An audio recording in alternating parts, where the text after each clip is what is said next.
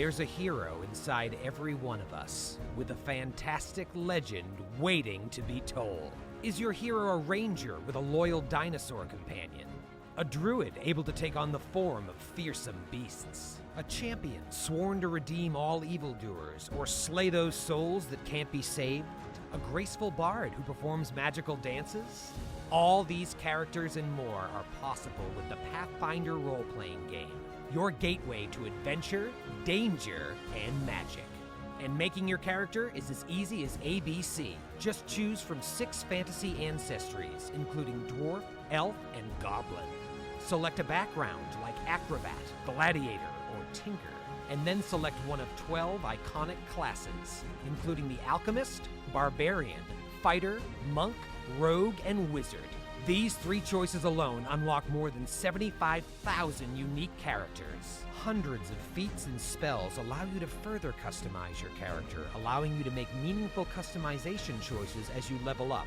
And the treasures you find in your adventures will unlock even more fantastic abilities. Whether you're looking to create your own world or want to explore the vast and detailed Age of Lost Omens, the Pathfinder role-playing game is supplemented by monthly releases to help you bring your tales of heroism and intrigue to life, including adventures designed to fill a single evening or stretch into years-long campaigns.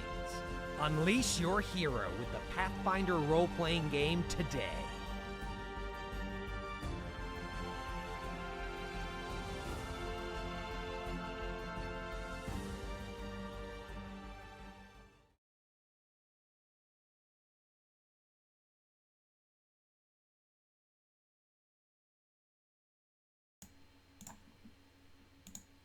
And hello, we should all be here. We should all be sitting in our same seats. We should have volume and sound and all those things. I'm waiting for the check to come in.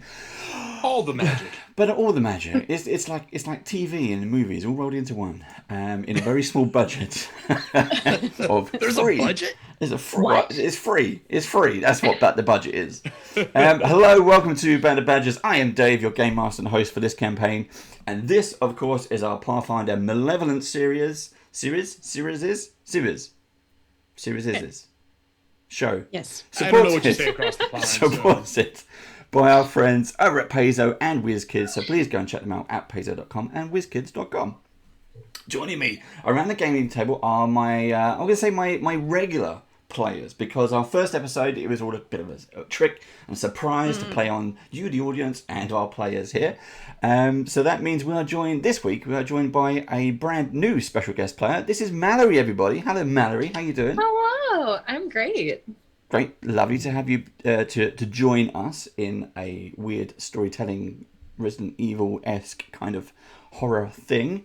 Whatever this might turn out to be. But what we're going to do before we get started on the games, we're just going to go around, let everyone introduce themselves. But what I'm going to ask everyone is, what was your best bit from the first episode? And I'm going to pick on, let's go with Diana. Oh, why you gotta put me first? Okay, What's Steve. my best bit? Steve, no, Diana. Okay. Hi, everyone. Divorcing my character? No. What? Oh, Jesus. Oh my goodness. Okay, anyway, I'm Diana Restrepo. You can find me pretty much on the DAT Network, on Paizo's channel, on Norse Foundry, with a whole bunch of shows, and on my socials at DianaRest3. Anyway, I am playing Levana today. She is a drow witch, and she has brought everyone here to help me solve this mystery of this mansion. One of my favorite bits, because you put me on the spot, is I think just the whole the fountain, everything, and just like the intrigue, like how it's just magical, mystical, interesting, and then the big monster comes out of the water. So I loved that interaction. And then at the end with, I forgot her name, and she opened that damn door Victoria. and got sucked in, because that was a surprise to all of us. We had no idea. I hope all of you know that. We had no idea. That freaked me out. So there you go. I liked that one the best, and then also the interaction in the water. Oh my God. Good. Right, let's move around the table then. So we mentioned divorce there. Over to Eric. Hey, everybody. I'm Eric Frankhouse from Eric Frankhouse Presents. You can find me as the GM and the network director from Norse Foundry as well. We just finished Aliens. I got a bunch of new stuff coming up. I am playing Doc Meir. He has got some secrets that are going to come out. Obviously, my lovely ex-wife, that she doesn't think that about me, but that's where it is right now. My favorite scene, as much as I don't want to say it, it's got to be the brick to the head. The shirt is almost done, by the way. Probably today or tomorrow. So Got Brick is going to be a shirt. I think it needs to be. Yes. So there's gonna be a Got Brick shirt in case you need it. Maybe a sticker so you can put it over top of people's heads. Something along those lines is what I'm thinking. Yeah. But yeah, all hail the brick. Yes, Baron. All hail the brick. I knew she was a bad guy. I knew it as soon as I got hit by the brick and she smiled. I fucking knew it. Oh. She enjoyed that, yeah. And let's move over to Marissa. Marissa, how are you? Hi, how are you guys? I am Marissa Marie. I am the resident plant from Paizo. I'm Paizo's web content manager. And today I am playing Delphine Blackwell, our human investigator, who loves ghosts and everything supernatural. This just happens to be her actual first supernatural investigation. Probably the best bit I have going on is her not actually having any of the supplies she needs. So she doesn't actually have vials for investigating things. She stole some jam jars from the kitchen. She doesn't actually have a lockpicking kit. It's her bobby pins from her hair. She's too short to do any of this. So once again, with the water, she went right down and under and is trying very hard to keep her few actually expensive equipment from getting destroyed on this trip. And finally, am I the only one who thinks she's a fangirl of like Murder, She Wrote? It could well be. It could well. Who knows what we might find inside the house as well. Last of our regular players is Steve. Yes, it's Steve.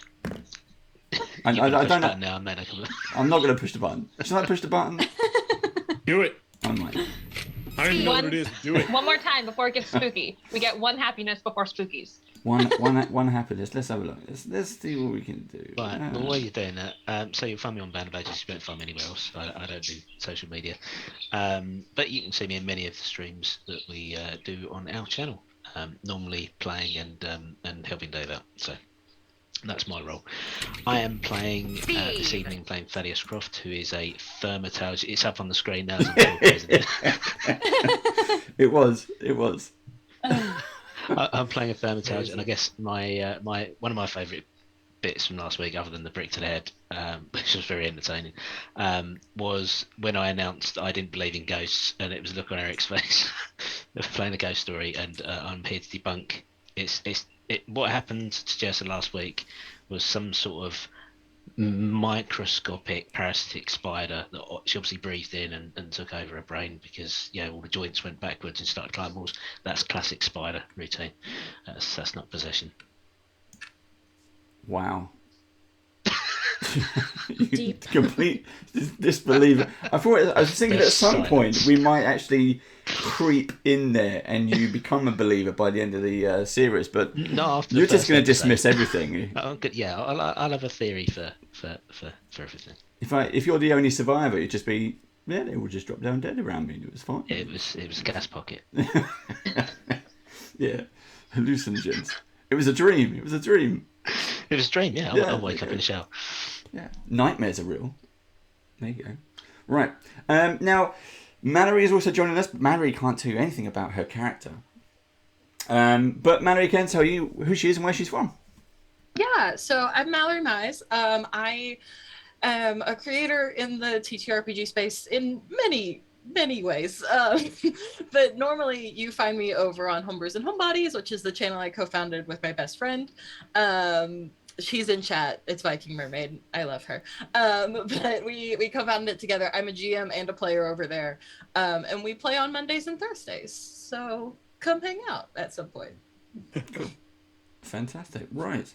Well, what we've had going on, just to let everyone know, that this story is called Malevolence. It is by Pathfinder, Paizo. There we go. It is a horror story. So myself and the players, we have all spoken about lines and veils and everything that we're comfortable with to a certain extent, and where this game is likely to take us. But I said it in the first episode, I'll say it again, be warned, there will be no warnings. I have some idea of what's coming. but it really is all down to the players and when they reveal stuff. I mean, the stuff that happened at the end of last episode last week, I mean, Jessa saved that right to the end.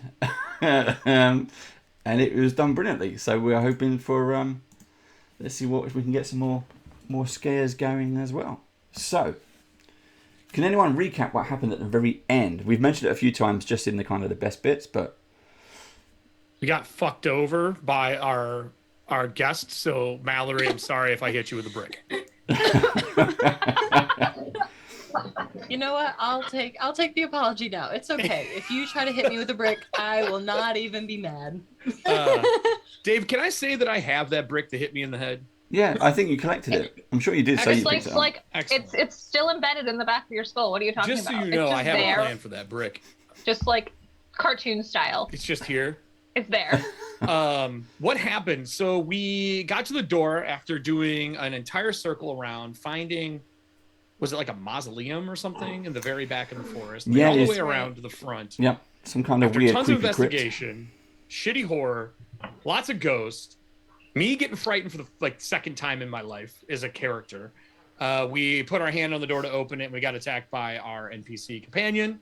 She crawled over backwards like a spider crab, crawled up the wall, and went into the house. Very good. And there was didn't you say like an oily shimmer, like bubble that kind of burst around the manor? Around the house itself, it's described. The way I described it was that kind of oily sheen like a bubble. Mm-hmm. So you can see that kind of rainbow effect. Now this is basically acting as like a membrane surrounding the house. And Vittoria, who was the character here last week, as she kind of put her hand on the round sort of doorknob and then clicked the door open and opened the door, it was like the house inhaled. So there was a... Great. So her hair kind of picked up and she felt that. And at that moment, she ceased to exist. She was then possessed by some kind of extremely evil spirit, turned into a spider thing. No, she was always evil. Don't lie to us. And then this is why she wanted to wear the crown. It makes sense now. She was a plant. She wanted to wear that crown. She was wearing the crown. Mm-hmm. So you have, you've seen her. Whoever is in the doorway, you have just seen Vittoria crawl up, like bent over backwards, the bones cracked, head spun round, upside down, and just crawling up the wall like a spider, then under a mezzanine, back up, back over, and then disappear into an upper floor area. So who is closest to the front door? I was, because I tackled her. You tackled her, and then I think I was right behind you because I threw the holy water on her because that was the only option we had. Yeah. And I took a picture. I snapped my Oculus apparatus right as she opened the door. Yeah, you've got a picture of her. Touristing this whole thing. I'm going to turn to Lavina and go, that didn't go as planned, and I am not following her upstairs because that seems like a death sentence. I'm just like cut up and bleeding.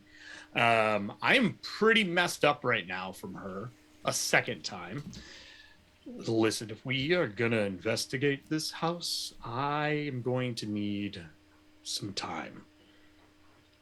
Hey, darling, you can have all the time you want, but we have to go in. I brought all these people, and I look around. Can we do it tomorrow? No. But we have to go get Vittoria. No, we don't. That is not what we need to do. We need to let her do whatever spire crawl thing she's doing upstairs and leave her ass there. All right, let's heal you first, and then did you say kill me? Proceed. Heal. Oh, sorry. I need you. Look, but I'm tapped. I need to rest. Just give me a day, or at least 8 hours. I need a good sleep. Where are you going to sleep? You want to find there's a tons room of ground in here? around here, and there's a bonfire right there. And I point to the burning tree. Which it was kind of dimming down because you've been around the whole house. We should go put more wood on it before it burns up. And the rest of you? Well, we need to go get Victoria. She's obvious something happened to her. No, she's dead. I mean, how could you say that? because I'm gonna kill her when I see her next. Let's be kind to our friends. She hit me in the head with a brick, and she is not a friend. It was an accident. That was not an accident. Then she attacked me again at the door. Also not an accident. It wasn't her fault. She attacked me too, and we've known each other for a long time. It wasn't her fault. Something happened. And she is clearly very deceptive. And I turn, I'm going to grab the door, and I'm going to shut it. Okay, so you Just grab the give door me knob. a little rest. Please. Just don't leave these grounds. I'm I not, brought you but I am all going to go to here. that barn and get firewood. Because fuck that place, too. You're gonna tear apart the barn? It's already torn apart. I mean, do we really want to mess with things anymore? I mean, Do you want to be You've already- cold in the middle of the night? you already set the poor tree on fire. And now we need to continue the burning. And I'm going to go collect kindling while they decide what they want to do. But Docmere needs rest, a.k.a. Eric is out of spells. We're not going into a haunted house without spells. Sorry. No, I agree. So Tog walks off towards the burning tree. Oh, I'm how gonna about a pull compromise? out my flesh blade, and I'm gonna mumble to myself, "Don't go inside. Just take things from around the building. Don't go inside." How about a compromise? What? We go in, we see if there's an empty room No. with one entrance, Mm-mm. we fortify it, we Zero. we try and find a little bit more about what's inside. As soon as I rest, we go in. Yeah, but then we have to guard all avenues of attack, including something that could come out of the house. It's As easier well to as come see from the everything grounds. What time of day is it? and run True. if needed. I don't want to rest inside yet. We're going to be doing that guaranteed at some point, but I don't want to rest inside. And then I'm going to finish gathering wood. Ugh, I mean, I'm going. Dave. Uh-oh. What are we doing this for? Oh, this is me out of character asking Dave what time of day it is. Oh, I thought it was like not it. It's both. It's what I do when I'm not busy. opening the door. It was getting down to kind of twilight. So, yeah, Okay. it was kind of the wrong time of day to really kind of go into a haunted house. But hey, it's what atmosphere is all about. If we're doing that, I'm invisible. That's what we're doing here. If that's going on, I'm invisible. For all you LARPers out there, I can't be seen anymore. Thaddeus, what were you saying? You're going in. So Tog is gonna walking go in. away, but you're going Yes. in. I'm going here, yeah. Okay. I mean, it's not really time to split up and search for clues, is it? No, I'm not searching for clues. I just want to see what's off the entrance hall. Just wants to die. If there's this is a large mansion. Surely there's some sort of waiting room for guests. They'd normally only have one exit, one entrance. It's somewhere we could rest comfortably out of the weather, and like I say, guard easier than being out in the open grounds. We all need to rest, so we can't all stand guard, which I feel like we would have to if we rested outside. We'll try convincing my ex-husband, but go on. Go find a room. I'll take a step into the entranceway. What can I see? Okay, so you touch the round bronze engraved doorknob. You've got the X for the Zarwin. Same symbol as what you've seen on the front gate previous. You turn the doorknob, it clicks, the door opens. You hear a kind of that slight creaky noise. And are you stepping in, or are you just kind of pushing the door open? No, I'll step in. I'll step Okay. in So- to the threshold. As you open the door and take a step in, immediately. So, the room is huge. This is an entrance hall, and you register that on one aspect because you saw Victoria run away and carry up the wall, but the door was kind of half ajar, and then Tog has closed it. You've now reopened the door, and as you step in, you fully open this door wide and take a step in. You then come face to face with Mallory's character, Ezra, Like, almost frozen before you. I take a photo. Of course. What does she look like? Sort of Ezra, if ghost you'd like to describe. I would love to. So Ezra is a human rogue. She's got all black on, with like a little black cloak around her. Her hair is also dark black and is slicked back into a ponytail, and she's just got freckles for days, and bright blue eyes, and she's just frozen where she stands. Frozen, as in Don't- coated in ice, or No, just like Paralyzed. very still. Statue still. Almost, Like almost in a. Oh, sorry, Mike. Almost in a pose as if she's reaching to grab the door handle, right? Okay. or running towards the door, but now frozen. If I give you the full-on description, so there are. Now you kind of taking that in, you see the rest of the room. So the motes of dust drift through the air on this large entrance hall. And to the north, you see a pair of wide staircases which ascend to that balcony mezzanine that encircles the room above. There's an old, musty carpet on the otherwise bare wooden floor that partially leads you to a double door, almost opposite the front door, ensconced between the two flights of stairs. There are 4 other doors provide exits to either side, 2 on the left, 2 on the right. Along the walls, there are various size. There are tall cabinets, short cabinets, coat racks, candlesticks, all kinds of paraphernalia, like umbrella holders, and all those kind of things, all just stashed around the edge of the walls. On the upper floor, it's railed. It's a 10-foot wide balcony, just completely encircles the room, leaving the central area open to the second floor's ceiling, which is like 20 feet above.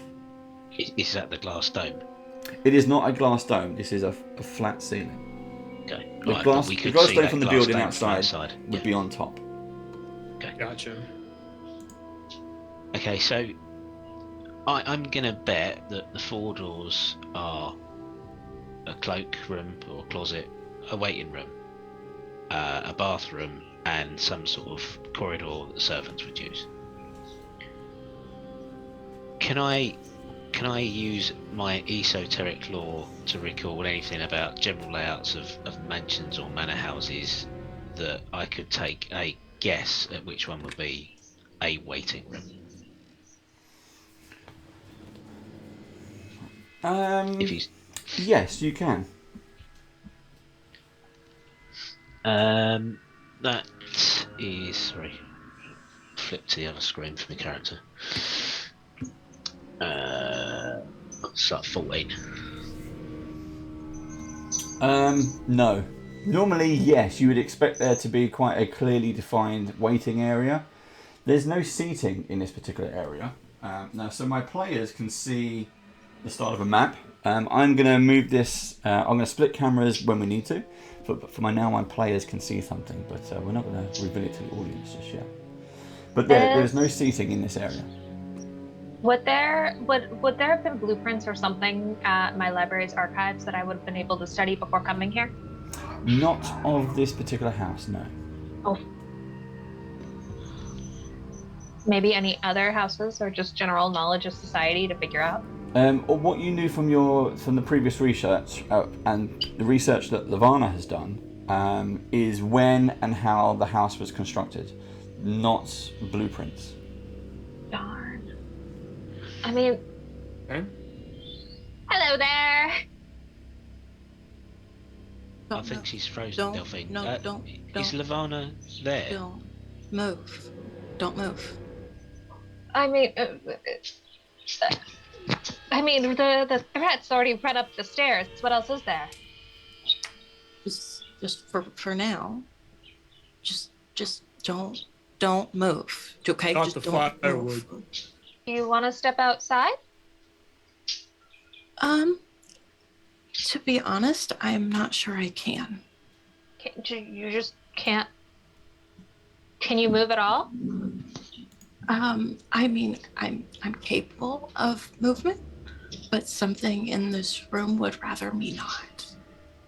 Are you Hello? trapped in this house?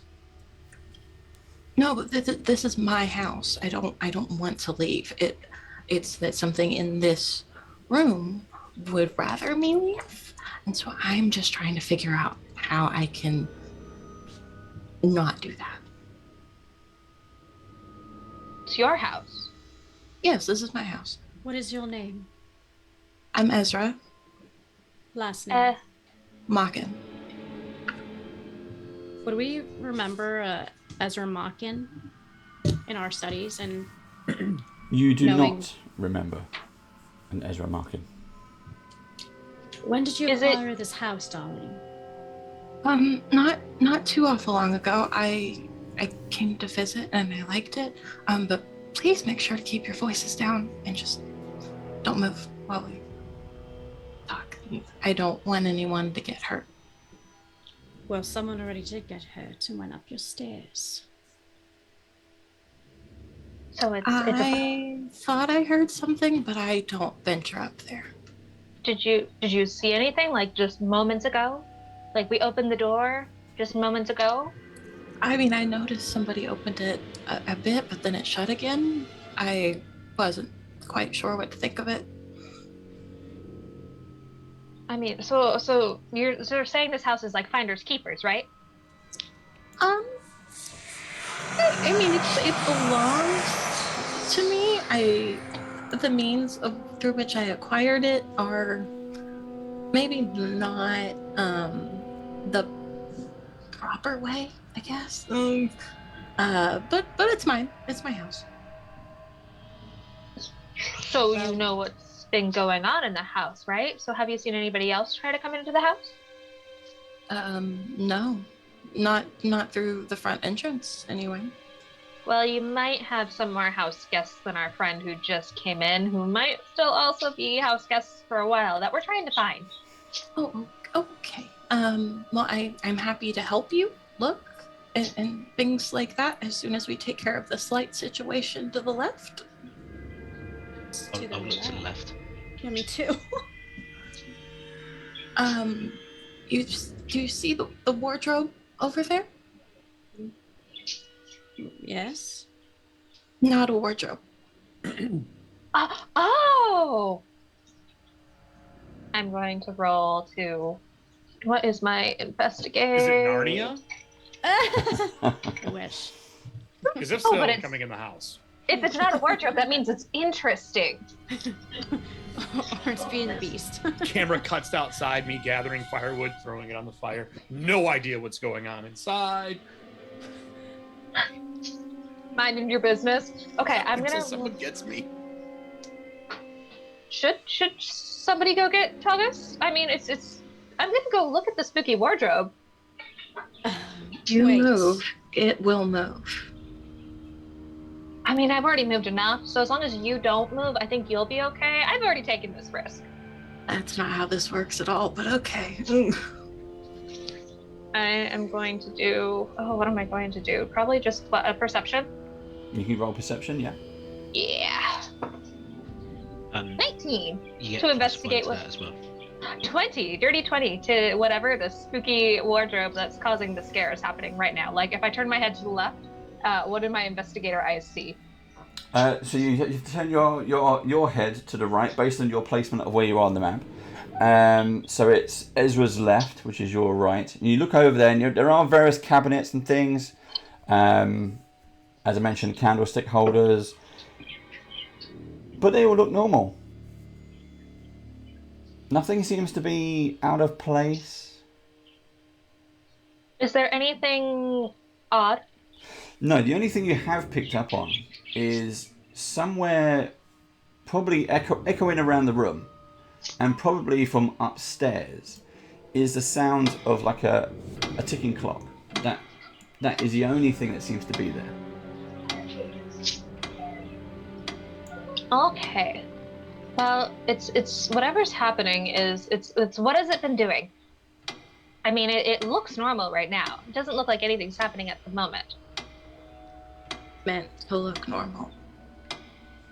But the minute one of us moves or makes too loud a noise, it will stop being normal.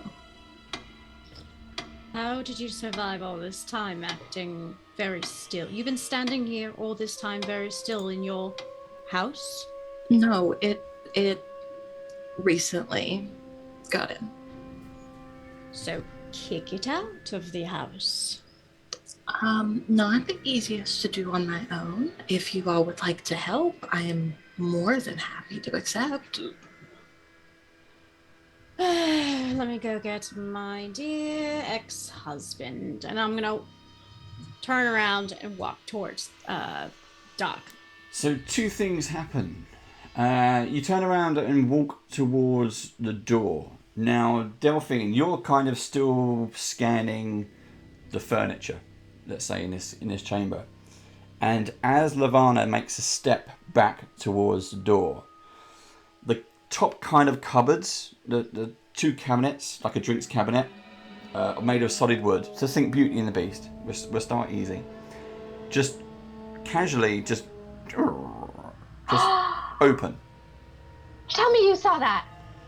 And Lavana, Daddy. as you take a step towards the door and reach out, well, I'm sorry. I meant I was gonna go down the stairs away from the door to go get Tagus. yeah, so which is sort of back out the doorway basically, because the door's still I open. apologize. So as you take a step towards that, you hear that noise, the creaky noise on your left, and the door swings shut. And all you hear is this kind of whispery noise, almost like air passing past you. I'm very sorry for invading your space, Ghost. Do I detect magic in the air that just flew by me? It's not magic. And Tog, you're outside by doing whatever you're doing by the getting warm. Tree. By the I've been burning gathering tree. stuff and bringing the tree, making sure we have a good bonfire right now. I'm getting a tent out of my backpack. From your vantage point, you see Lavana start walking towards the door, almost take a step, and that door slams shut. Oh shit! Then, in the trees around you, for the first time, you notice that this whole flock of birds just takes off with that noise of the door slam. You didn't notice the birds there before. And they just spiral up into the sky, and they do that kind of dance, this whole big flock, before finally settling down on the roof of the house. And all just kind of looking at you. I'm gonna, with one of the boards that like I'm holding that's on fire for me, like, you know, starting everything, I'm gonna run towards the door. Are there windows on the house? Yes, there are. So where the front door is, there are 2 windows either side. Instead of trying to knock the door open that slams shut, I'm gonna charge and jump through one of the windows. Fantastic. Go for it. What would you like? Let's do athletics. Athletics? Yep. All right. 11, 12 on the die. 12 gives me a 20. Okay. Yep, you manage to, you dive head first, shoulder bursting, leading the way. Pick a window, 1, 2, 3, or 4. I want to do the one to the left of the door. Okay, just left the door. Comes crashing into the room is Tog, doing his superhero barrel roll landing. With a blazing side of piece of wood, in yeah. hand. Dun, dun, dun, dun, dun, dun, dun. And everything what do is I see quiet. when I land? Does anyone look in danger? No, you see this extra person. I turn and go, what is going on? Why did you slam the door shut? We didn't. Who is but- this? Hi, I'm Ezra. This is my house. You're a Zarwin, and I like grab both the board No. with both hands. No. Oh. Did you buy the house? Sure, let's go with that. Squatters' rights. More Finders accurate. keepers. Yes. Finders, keepers. That's a good rule. Yeah. Why did you slam the door, Lavina? I thought we were camping outside. Don't put this blame on me. I was. You were going at the to door. catch you. Oh, No, we're going to fight no. again. No, She- it's she- not. she- I mean, I'm just saying. You It's shut a the first door. sign of something. No. It's a first sign of something supernatural happening. Not only did the door slam, No, the no. cabinets opened. She slammed the door. I saw it. She No, slammed the no, door, so no. I couldn't get. She did this last time we were on our second honeymoon. Same crap. You guys can afford honey. You made me sleep outside. Oh my god, we're here to examine the mansion, not talk about our relationship, and I did not Same. slam the door. So while you're appearing to argue, Thaddeus, you notice that the cabinet, one of the drawers has moved to open. Is there anything else that's happened like this, Ezra? You could say that. Not exactly to this degree, but similar things. Things moving on their own, maybe appearing out of nowhere. Yes, stuff like that. But I'm just very concerned about this wardrobe. I mean, what else has the wardrobe been doing? Has it just like moved across the hall, doors opened and closed? Well, it was on the other side of the room earlier. And now the cabinets keep moving and the drawers keep opening. And it can do other things too, I suspect, at the very least. Oh, like what? Have you had any way to record or note down anything that's been happening? No, I've been here, well, really inching across the room for the good part of my morning. I just, I suspect that it could possibly kill somebody. I was gonna go with me, but now you all are here, so we'll go with somebody. Okay, well, that's okay. I brought something to record any evidence anyway. We do need somewhere to rest. Is there maybe an empty room that we can slowly inch our way towards?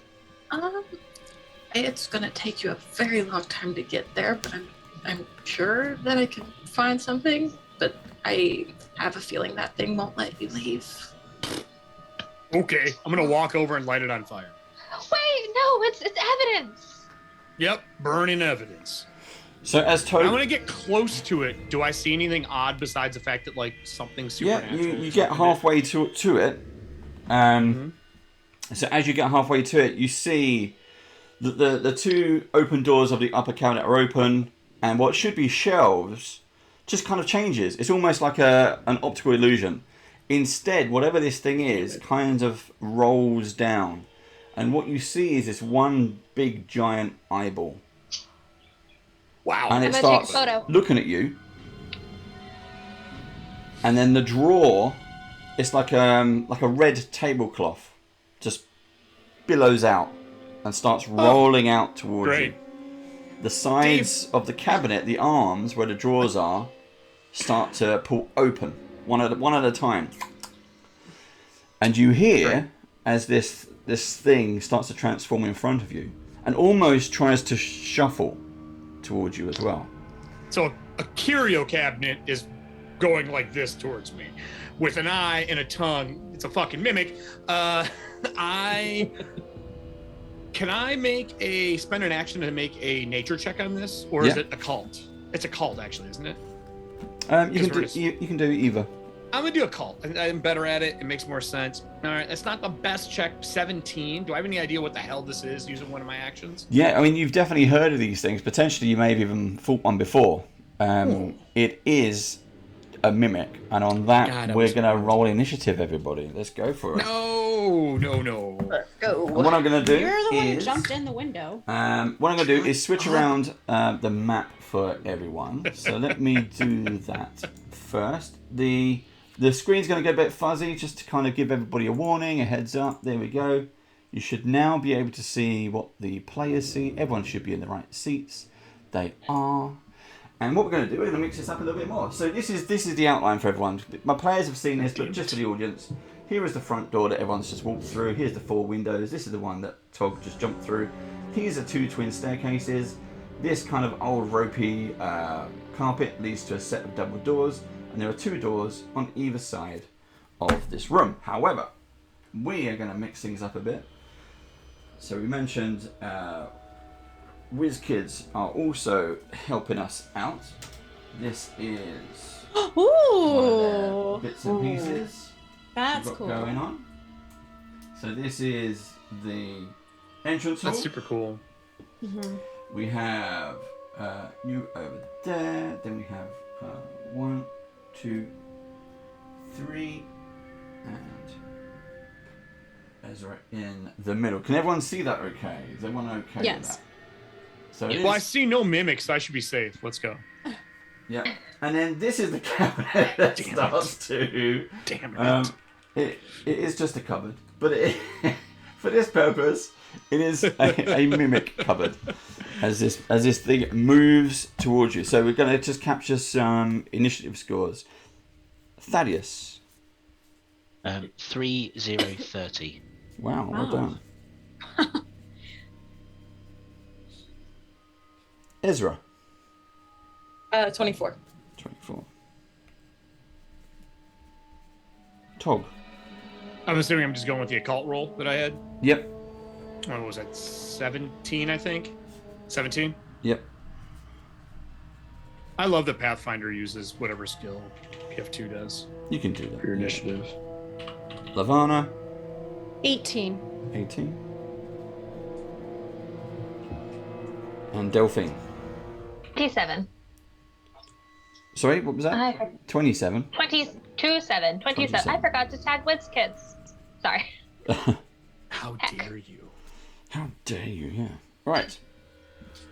First up, we got Thaddeus, followed by Delphine. So having stood back and observed what's been going on, it's obviously given me a chance to assess what's approaching Tog. So I'd like to spend one of my actions making a recall knowledge check and identify if it has any weaknesses. That is a 13, so probably not. No, it does not. Okay, so with that then I'm going to move forwards. I'm going to move to the space in front of Tog, which is at the base of the stairs, and I believe that should bring me within 5 feet of the creature. Oh, just over there, yep. Yeah. You want to go here? Yeah, that's it, perfect. So it should be bring me within 5 feet of the creature, at which point I will swing my staff at it, making an attack. Okay. And that's probably not enough. That's a 10 in total. No is a miss. So, just to kind of, the way we do things with Band of Badgers as we kind of change our rule sets, we're just going to tell you what the armor class is. That way it's a lot easier to move around. So it's the armor class of 20 is what you need to hit. And we're all using real dice, not digital dice. So no. You do, it was a swing and a miss. Right, and with that, my go is over, so I shall stand staff sideways across me, trying to protect myself and Tog. Okay. Delphine, you're up, followed by Ezra.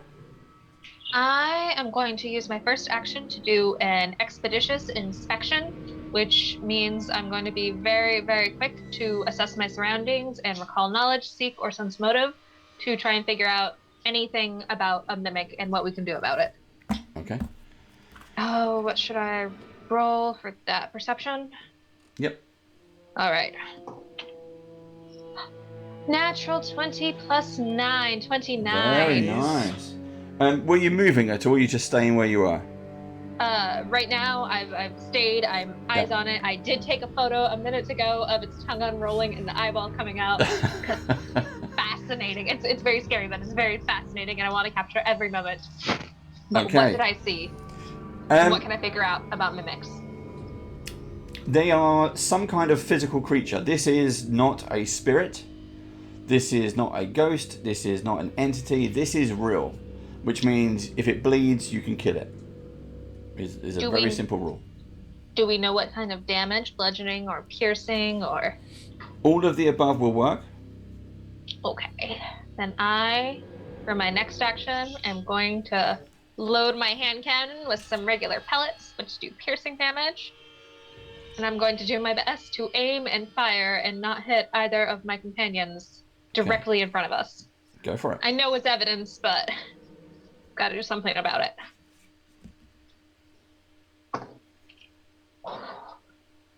Nine does not hit. 9 does not hit. But it wasn't a 1. 1, I will make you hit your teammates. So no. You aim, you fire, whatever for reason.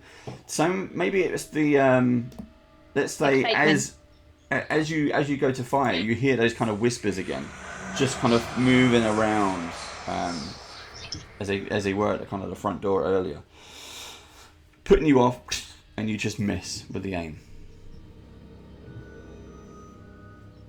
Okay, next up. That's all 3. Ezra. You also, Delphine, you mentioned motive. You don't notice motive. However, as you shoot at it, you hear it speak, and it starts to say, "It's my house. Be gone, my house." Oh, it's mad that you pulled finders keepers. You trespass. And Ezra, up to you. Don't be a mimic. Don't be a mimic. To the mimic, I will say, I was here first. Get out of my house. And I'm gonna travel over to it. What in the world does that say? Oh, cool. That's a 26 with my rapier. So I'd like to do that. There. And then because I have surprise attack and I rolled initiative with stealth, I get to use sneak attack, even though it's clearly saved me. That is amazing. Go for it. So... Would you say it's busy? It's focusing on these two, and you've kind of skulked around in the shadows. You've gone wide, and then just come up to it. Go for it. What was the damage? So I get. I need this one and this one.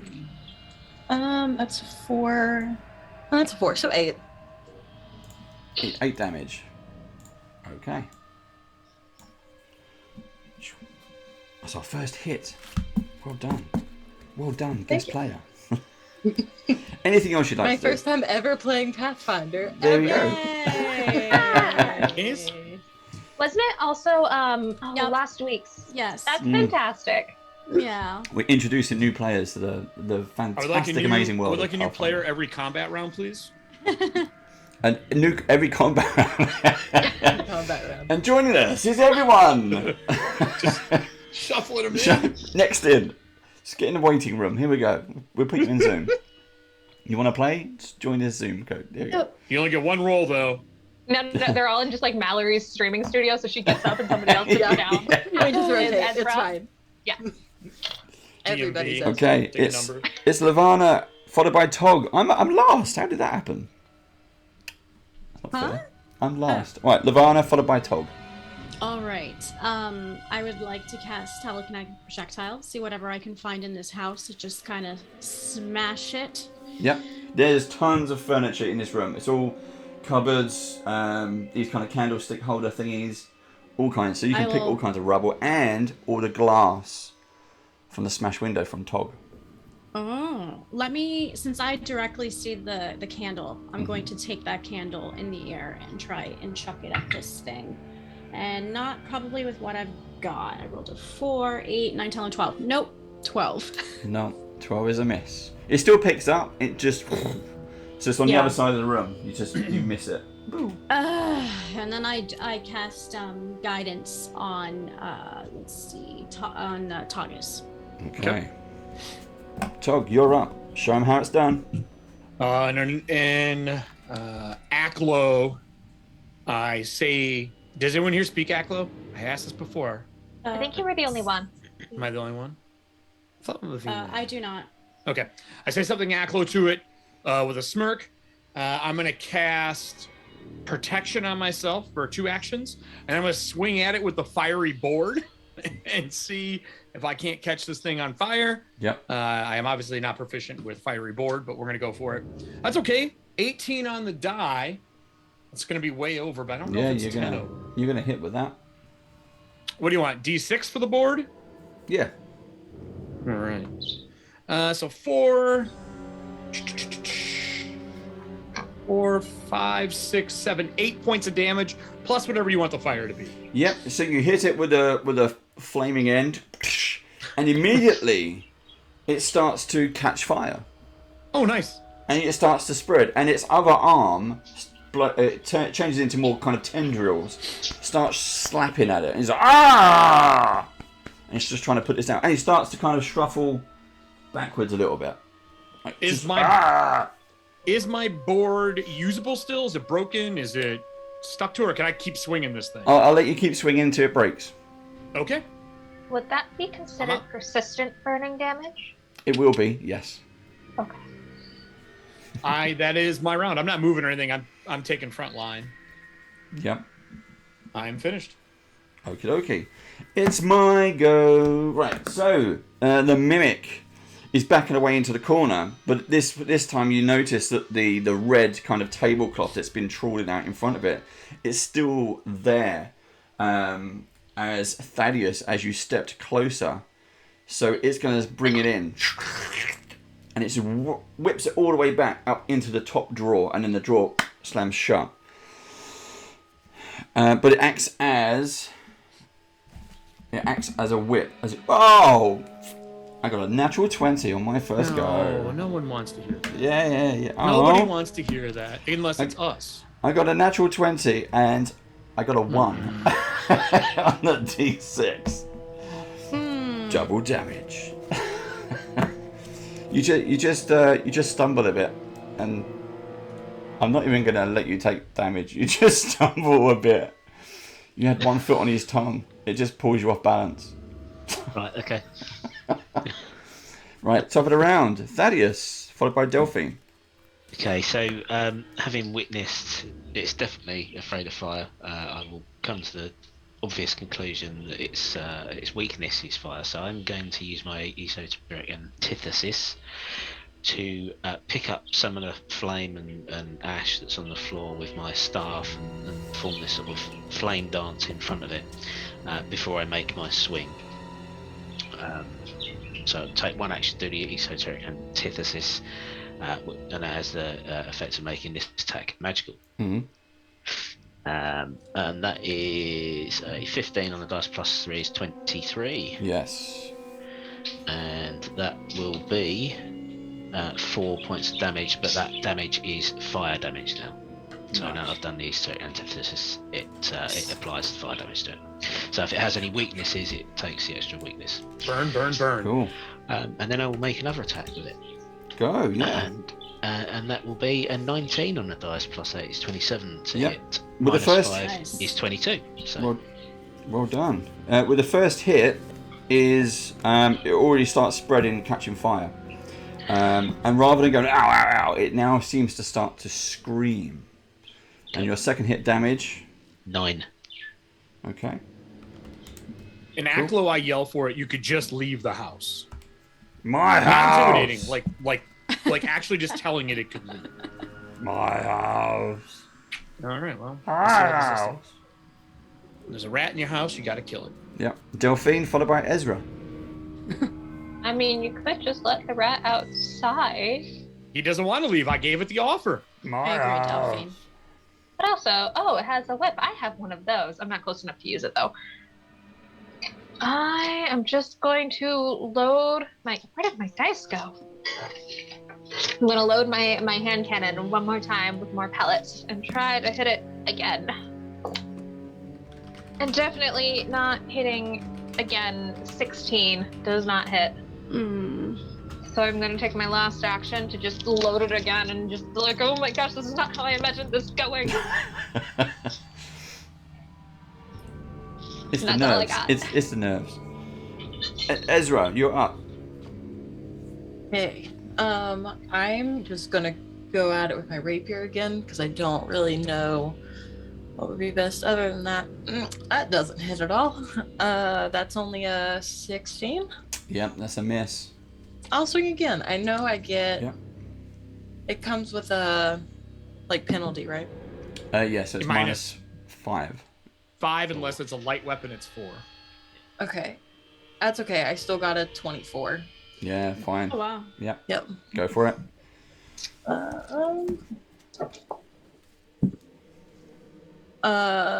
That's 6. That's fine. Okay. You poke it, you cut it, you slice it and dice it. It's still standing. It starts to back away even more.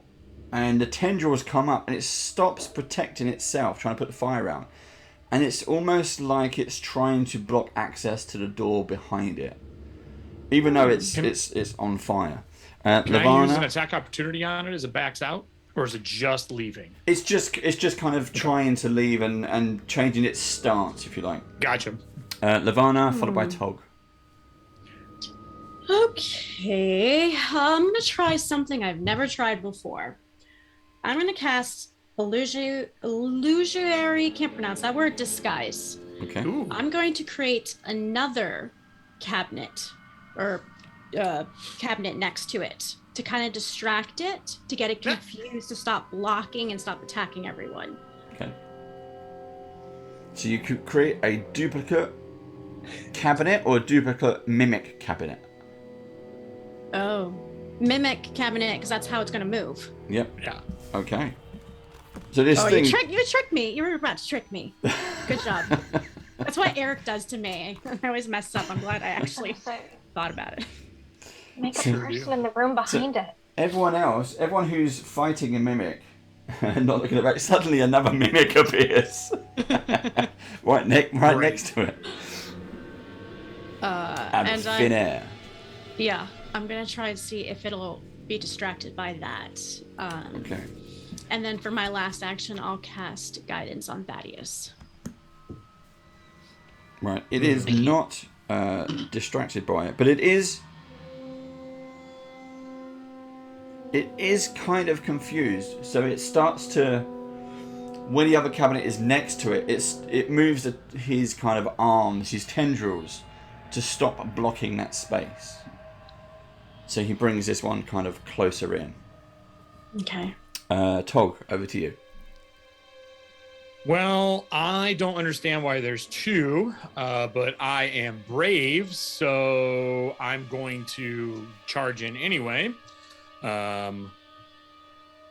She didn't tell me that it was a mimic and that she cast it. So I'm going to charge. I'm going to swing my fiery weapon the first time at the one that I swung at last time. Yeah. That is a natural 20. Oh. So crit. Wow. Before you roll your dice, Yes. you probably won't need to roll your dice. 10's my damage plus my strength, so we're looking at a 12. How do you want to finish it? I'm gonna, while it's screaming, I'm gonna stick the burning board in its mouth.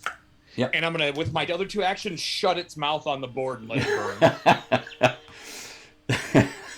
And I'm gonna whisper, "You should have left." This thing just what happens when a mimic dies? What is it? I think this one burns up, right? Yeah, that's what I was thinking. It just burns or melts, but It sounds like. and then just I turns. always imagined it'd be like the T-1000 in Terminator 2. It just, Yeah, it's just spots through all its forms. pop, and then you just get these bubbles that pop in, and then it's very much what Gremlins. When you get that bubble, it gets bigger and bigger and it just doesn't pop. You really want it to pop, but the OCD just says no, I'm not gonna. And it just. So now you just have this puddle of ooze on the floor in front of you. As that one dies, I just go, oh, the other one is mine. Don't worry about it. I was trying to distract it. Wait, he can be our friend for the rest of our journey in case we need to scare something. Can we just sleep outside now? Just ask. Well, I mean, not that I really understand the psyche of these creatures, but it did appear to be protecting or preventing us going to that door. Ezra, what's behind that door? The library's back that way. Library sounds like a perfect place to spend the evening. But as we make our way over there, I'm gonna stoop down and pull out a little bit of dagger and another jam jar and scrape a little bit of it into the jam jar and Just here, I just scrape some off. I'm gonna use my dagger and gently scrape it off here. All the and there you go. You have a. Just sample. Thank you. Take that to the archives. Okay. Ezra, was this the only thing that was stopping you from moving around the house? The only thing stopping me from moving around this part of the house, I don't go upstairs or to the basement. moved into a house that you can't even move around. I'm working on it. It's not the easiest. Look, I clearly don't have as much experience as you all. Being however old I am, I wasn't really old enough to go adventuring yet, and before I found all this, and so not super used to fighting yet. Working on it. The land is probably just better. We should just burn the whole building down. No, Absolutely not. No. Don't burn my house down. We can just build you another one. Yeah, but then we're never going to find out what happened to everybody else. All right. I'm just saying it would be safer. I'm just saying. Nothing so far has been safe here.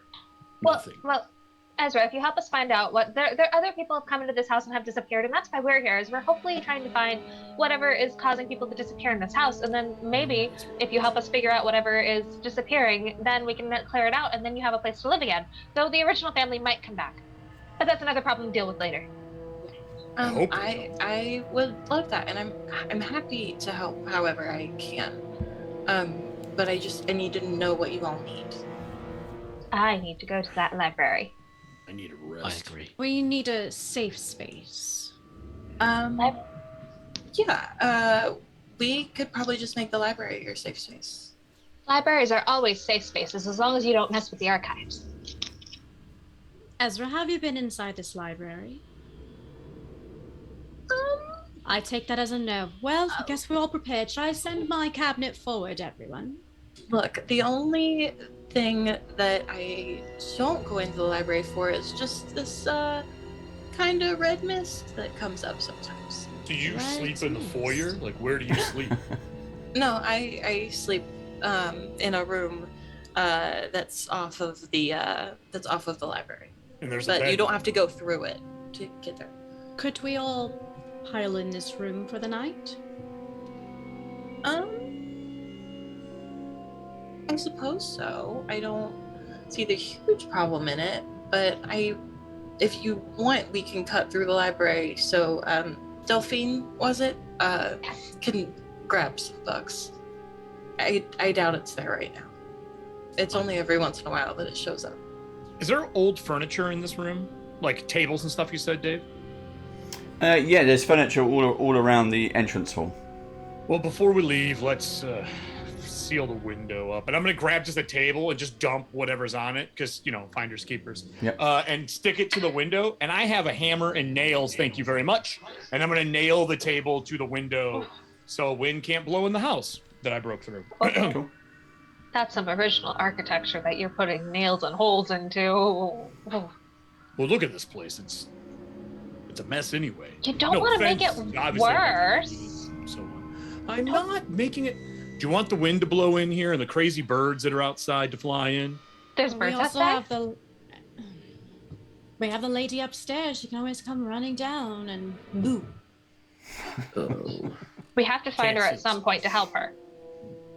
Victoria was very nice. She was very nice. We have to help her at some point. So to the library, I guess, but I'm not helping that way. Well, I don't need your help to help her. Thaddeus and I will help her just fine. Right, I Thad? looked at Thaddeus like, right? Right, Thad? Yeah, we'll help her. Anyway, I'm thinking the library might have a floor plan. Agreed. And a history of the family, and an archive, and All sorts of distractions. Sure. I'll walk over Let's and open just the door. go to school. Okay. So, let me see if I can show you a bit more of the map. There we go. So it's actually a sideways door. You can see it there. And Sideways door. Oh, they're on an angle. Okay. Yep. Making my drawing more difficult now. I see. it is. That is the only downside with this. Nothing was symmetrical in this one. You got a diagonal door. I got the So, outline of the building. You go through and into the library. I'm just going to kind of put you all in various Okay. random. Are they spots. bookshelves? Yes, they're row. So you got proper. I mean, that's why they call it library. There are big stacks of bookcases. So to give you the description, there are several floor-to-ceiling bookshelves that turn this rather large room into a cozy, almost cramped library. The musty smell of old books fills the air, and most of the shelves are stuffed with books of all shapes and sizes. There's a large brick fireplace is built into the northern wall, and a wrought iron spiral staircase rises to the northeast. The window between the staircase and the fireplace is actually broken, and the flooring and wall around it appear more weathered than anywhere else in the room. Like, because the window's open, right? The window's open, so the wind and rain and mold, it's just been heavily weathered, that's all.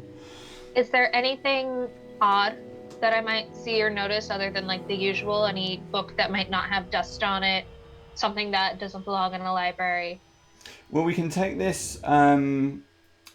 This, if you're a fan of Resident Evil, like I am, this is the room you'd find your typewriter in. Okay, so this is kind of the safe room. So this is the place where you can come back, do your research, study, find stuff, bring it back here. It's a nice space for you to work in. And there is no mist. Yeah. Do you know where I'd like those to light a stairs? fire in the fireplace, please. Okay. I am gonna put on my gloves. They're not destroyed by the pond. And I'm just gonna start going through books. Okay, so Delphine's going to start doing some research. Thaddeus, you said you were... I'm setting a fire in the fireplace. Okay. I just want to look around the room and gauge the entire room. Okay, so you're looking around, walking up and down the stacks of books. Again, these are floor to ceiling, very, very big room. Tog? And I make sure my cabinet follows me. How long do you get that cabinet for? An hour. Can we keep? Oh, I was gonna say, can we put books in it? It's an illusion. So much easier than carrying them back. I don't think I can, though. So, what are you exactly going to research here? At the moment, I'm gonna do some flexible studies and temporarily raise my athletics up to expert. Ooh, nice. All right. So what you find... So Delphine, while you're doing that, you kind of mentally category the types of books which are in the library. And just to kind of reference it for everyone, you find books in there from art history, astronomy, medicine, occultism, and fiction. Astronomy. Yeah, The thing outside. from outside. Is there any astronomy books that look like they've been touched? I mean, it's been a while, but anything that looks like it's been touched more often or more recently than anything else? There are hundreds of books of all various sizes in here. This is an investigator's wet dream. This is everything you could wish for. And there's study desks and plenty of candles for you to study at. So basically what this is going to be is when you want to study and do some research, the way it works in Malevolence is that is an equivalent to a long rest. So while, say, Delphine is studying, you are all researching, you will all get a long rest. And then you can choose to research as well. Is this the research rule stuff? Yes. For Pathfinder? Nice. Yeah. Okay, cool. Well, I want to search.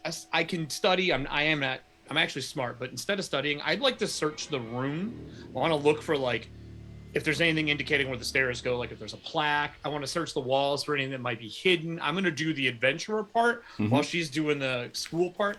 I stopped being a teacher for a reason. My character did. So I'm going to look around and see if there's anything more to the liking of an adventurer than there is to the liking of a student. Okay. And Ezra, Did I what would you like find to do? like? Sorry, Ezra, what would you like to do? I will just go around and start pulling books for Delphine, or like more going around and just showing her, like, this is this section, this is this section, this is this section. Cool. So you're kind of teamed up with Delphine.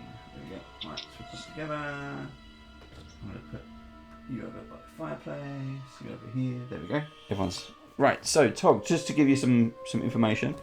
The spiral staircase is definitely going up, and there seems to take you up into what appears to be another room above. It's some kind of stairwell, so it's all completely dark up there.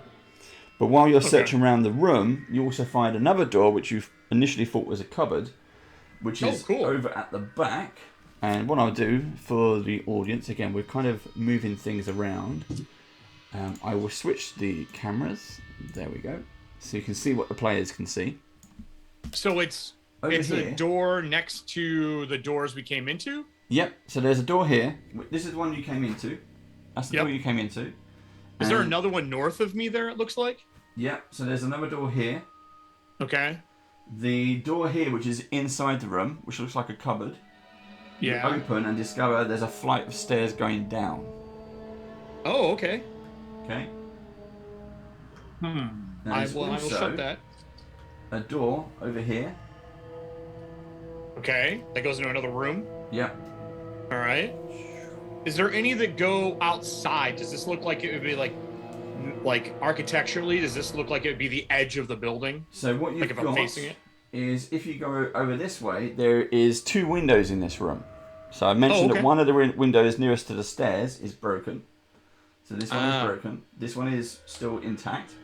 And outside, although it's quite dark, you see some kind of garden with what appears to be an old fountain area. I'm gonna use my focus spells to adapt self. My eyes turn into like slightly larger slitted golden eyes, so I have dark vision right now. Yeah. So I can see outside. Okay. So you see, it would have been a very kind of... It's like a courtyard. Yeah, like a mini private garden where you may have had tea in the summertime. So there would have been rose bushes. There's a small fountain with these kind of statues of birds ringing it. There are two or three fence seats. as well? Yeah, there's like a small kind of fence just on the outside and a pathway. Okay. Is there anything across the way? Like, are we at the back of the building or are we at the front of the building? Is there like another part of the building across the way? There is. So opposite, over here, you see 2 more windows. Gotcha. All right, perf. Well, and upstairs you said was dark. Yep. How dark? Can I see in dark vision when if I look back up now with my dark vision on? It's you can see the top of the stairs. It just goes up into a closed room. Oh, okay. So to the group, I'm going to say, well, listen. There are quite a few entrances in. While we can't protect all of them, we can at least pry them shut. I'm going to go out into while they're all researching to set us up for the evening, I want to collect like old chairs, stuff like that, to pry the doors shut. Yep. You know, like rest stuff on them. And then I'm going to sleep next to the spiral stairs, like in that little nook. I'm going to set up my bedroll there. While they're all researching, I'm just going to be resting and sleeping because my guy is exhausted. That's fine. So Delphine. Ezra, your other bedroom, does it happen to be completely dark? No, my bedroom's not, but it has windows in it for daylight. I need somewhere very dark. I've been taking some very interesting images and capturing something interesting. Through that cabinet there's stairs that go down. There are no windows there that I can tell. And I like grab the cabinet and open it. It's just, I'm assuming pitch black in there unless there's like lanterns or something. It's all pitch black, yeah. But there are stairs that go down, so... If you hear me scream, open the door immediately. And I'm going to sit on that little landing. I'm going to peek perception first to see if there's anything spooky at the bottom of the staircase. Anything creepy crawling up the staircase. She just disappears. 17. There... From sitting on the staircase, you sit there for maybe 10, 15 minutes and just kind of keeping an eye. You just see these stairs go down into blackness. And every now and then you hear very, very faintly what appears to be maybe howling, like an edge of a howl. It could be wind. And you notice that there is a cold chill coming up from this lower level. I'm going to use Thaddeus' influence, and I'm going to rationalize it away. Well, it's a basement. Obviously, it's cold. It's probably a cold room. That's where they keep, meats and cold goods. A cellar. It's totally a cellar. It's totally. It'll be fine. I'll be fine. They're just outside the door. I need to get these developed. So I'm going to plop myself down in that little landing and be like, just a few minutes. Thank you for showing me the books. So you only believe when it's good for you that ghosts are real. Ghosts are totally real, but right now. Shut the cabinet door so it's pitch black in there for you. I have low light vision, and this isn't low light. I have to get these developed. I reach back in and hand you a candle, and then close it again. Thank you. Don't wait. So I'm gonna call out my equipment, and I'm gonna pour stuff in there. You are. Put my little glass slides down. That's fine. I'm developing You can do all that. That's okay. Yep. Nope. Thaddeus, Levana, Ezra. So it's the fire set now, and the room's warming up. I take it. Yep. So this is your actions while you're doing your sort of rest period. Okay. So is there anything on the walls? Is there a map of the place or anything like that? There's no kind of there's no topography. There's no maps of the local area or anything like that. Any pictures, portraits? There are various portraits, probably of family members, landscapes. Some of them are a bit dark. Most are fairly generic.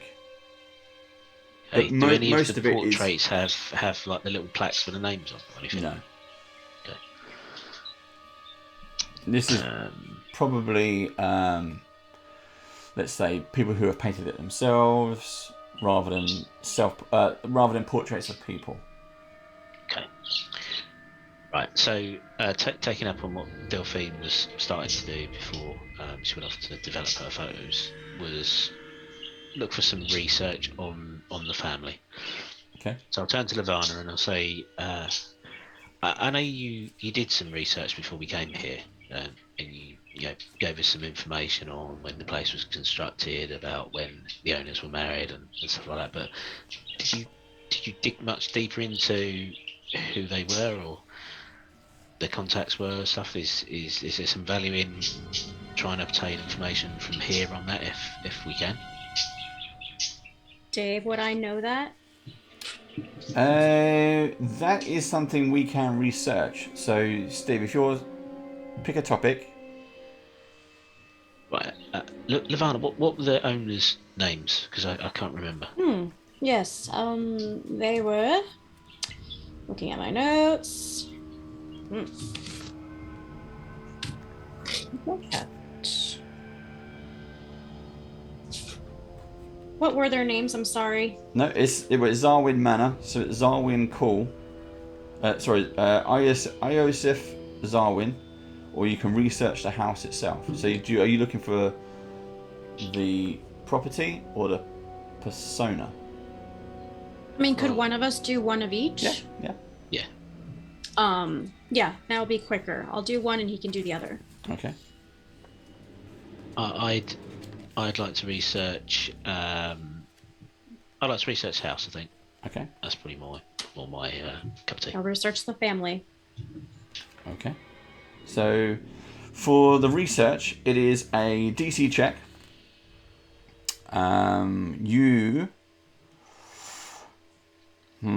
It's a DC of 16 if you have library law or society. You can do society as well. Oh, exactly 16. 13 plus my 3. Fantastic. Thaddeus. I'm going to apply my esoteric law. And that is... So I think that's 16, no, it's 18. 27. Okay, so that's a critical success. So Levana is a success. So the way this works is you gain points. So, Levana, you gain 1 research point. Thaddeus, you gain 2 research points for critical success. Cool. I think that's how I'm reading it. Yes. So, we'll start with Thaddeus, the house.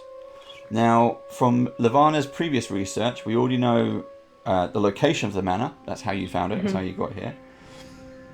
But you find notes, Thaddeus, that says several of the workers who built the manor vanished soon after it was completed. And apparently, the manor's original floor plans were either lost or destroyed. Probably why Delphine never found any on in previous studies. Okay. That's annoying. Okay. All right. I share that information with Levana and Ezra. Okay. And Levana, during the evening, as you're kind of studying through the books, let's start with Iosef. Iosef Zarwin is the head of the manor, the family man, the head of the family. The stuff that you remembered before is that he is a human man. Don't know why they put that in that. He's a human man who was the first paramount of the county of Inverness and was married to the artist Asathana, I think it is. And they had 2 children, twins, named Marnie and Amira. Can you say the twins' names again? Marnie and Amira. Now, you also remember, this is stuff that you've done before, and we encountered it on the first episode, but Iosef betrayed his family to House Thrune in order to impress his future wife and to secure a role as the paramount. He then dubbed in his own family, his parents, and said they were spies. And then he got married on the day they were executed. No. Like you do. So, this makes very much more sense now. Seems like they are haunting this place on purpose. Well, the other thing you learn is you find one of the journals, and it appears that Iosef grew more and more obsessed with securing expensive occult items as time went on. Oh, okay. These financial expenditures, combined with his increasingly irrational hatred of birds, likely caused his marriage to sour. Good man. Very good woman. Just joking. And you find in one of the journals, it mentions birds. Oh. It writes birds, birds, birds, birds, birds, and then there's in like the margins, it's the same handwriting, and it says psychopomp. Psychopomp? May I make a religion on that? You're asleep. I'm laying down. I only gotta sleep 8 hours. You're listening to all the... Yeah. If you get to sleep and research, that means I get to take one of the books into the dark room and study astronomy. Yep. I just want to know if I know what a psychopomp is. Yeah. Yes, you do. Being a cleric, you know the story. So they are guides from the boneyard. They are guides who are taking fresh souls to where they need to go. I like open one eye and I go, "Oh yeah, those are like Pharasman Grim Reapers. They harvest and transport souls." And I act like I'm going back to sleep again. Basically, he just doesn't want to do research. He's not sleeping. He's just laying there. He's listening to all the noises of the house, the creaks, the groans, and then everyone's studying and finding things. But yeah, the psychopomps are shaped like birds. Oh, okay.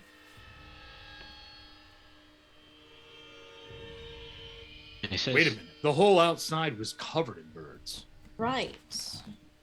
How many dead bodies are in here that just need to get out? How many souls are trapped in this house? Are you with us, or are you? I thought you were in the thing. She's in the cupboard. She's listening through the wall. I'm metagaming. I'm metagaming. She's talking to herself in the dark room, and she hears a response. There's a lot of us. Oh my god!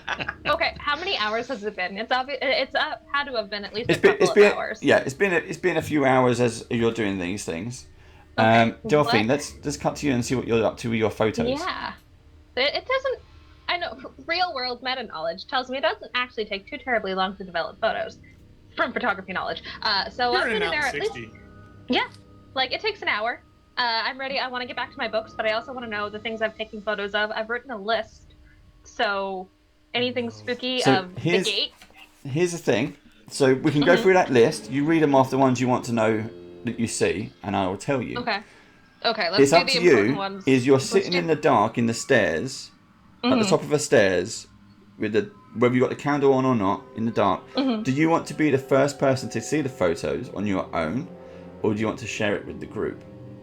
Oh no. I think you do it by yourself. Nothing can go wrong, right? Nothing can go. Oh, but there's. Okay, no, I'm gonna bust out. They're ready. They're ready.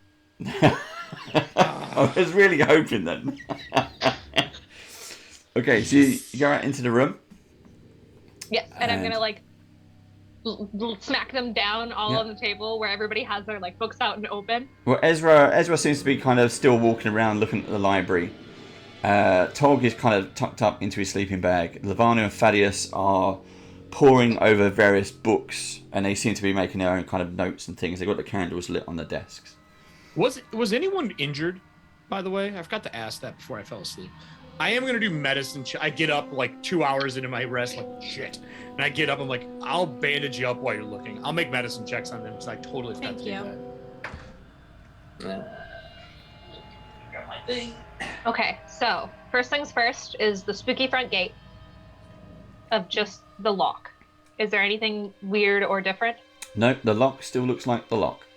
Okay. The next one was when we noticed the daylight and nighttime light when you got halfway through the gate. So I did stand halfway between the gates so I Yes, you could did. keep an eye. I did. Anything interesting when I took a photo of that? So the right-hand side, which is the outside of the gate, is perfect. It's sharp focus. It's exactly the kind of image you'd expect it to be. However, there is almost a jagged line down the middle. And whatever it is has not copied to film. It is completely, let's just say completely black. So the other half within the inside of the gate is completely The dark inside and of black? the gut, yeah, the inside, and you can see the bricks, you can see part of the metal gate, and then it's just like a rough, like it's been torn, and it's solid black. Neat. Okay, so I'm going to put that down. The other one was the interior of the barn. The barn is okay, perfectly, Okay. nothing unusual. And then the sphere. The sphere, nothing unusual. Okay, and then the one that matters the most is I shot the second Victoria opened the door. You kind of timed it perfectly. You have this section of, so looking from the side, you see Victoria's profile, and it's that moment where the house inhaled. So her hair has kind of picked up, and you see, almost you've caught that surprise, like the last moment of life in her eyes, and right before her is like a ghost, part bone, part flesh, all kind of rotted and torn, all white, just going straight for her. And that's it, it's just a Can- floating head going for her. And it's screaming into her face. Yep, she's toast. Can we make out the face? Apart from it's female, no.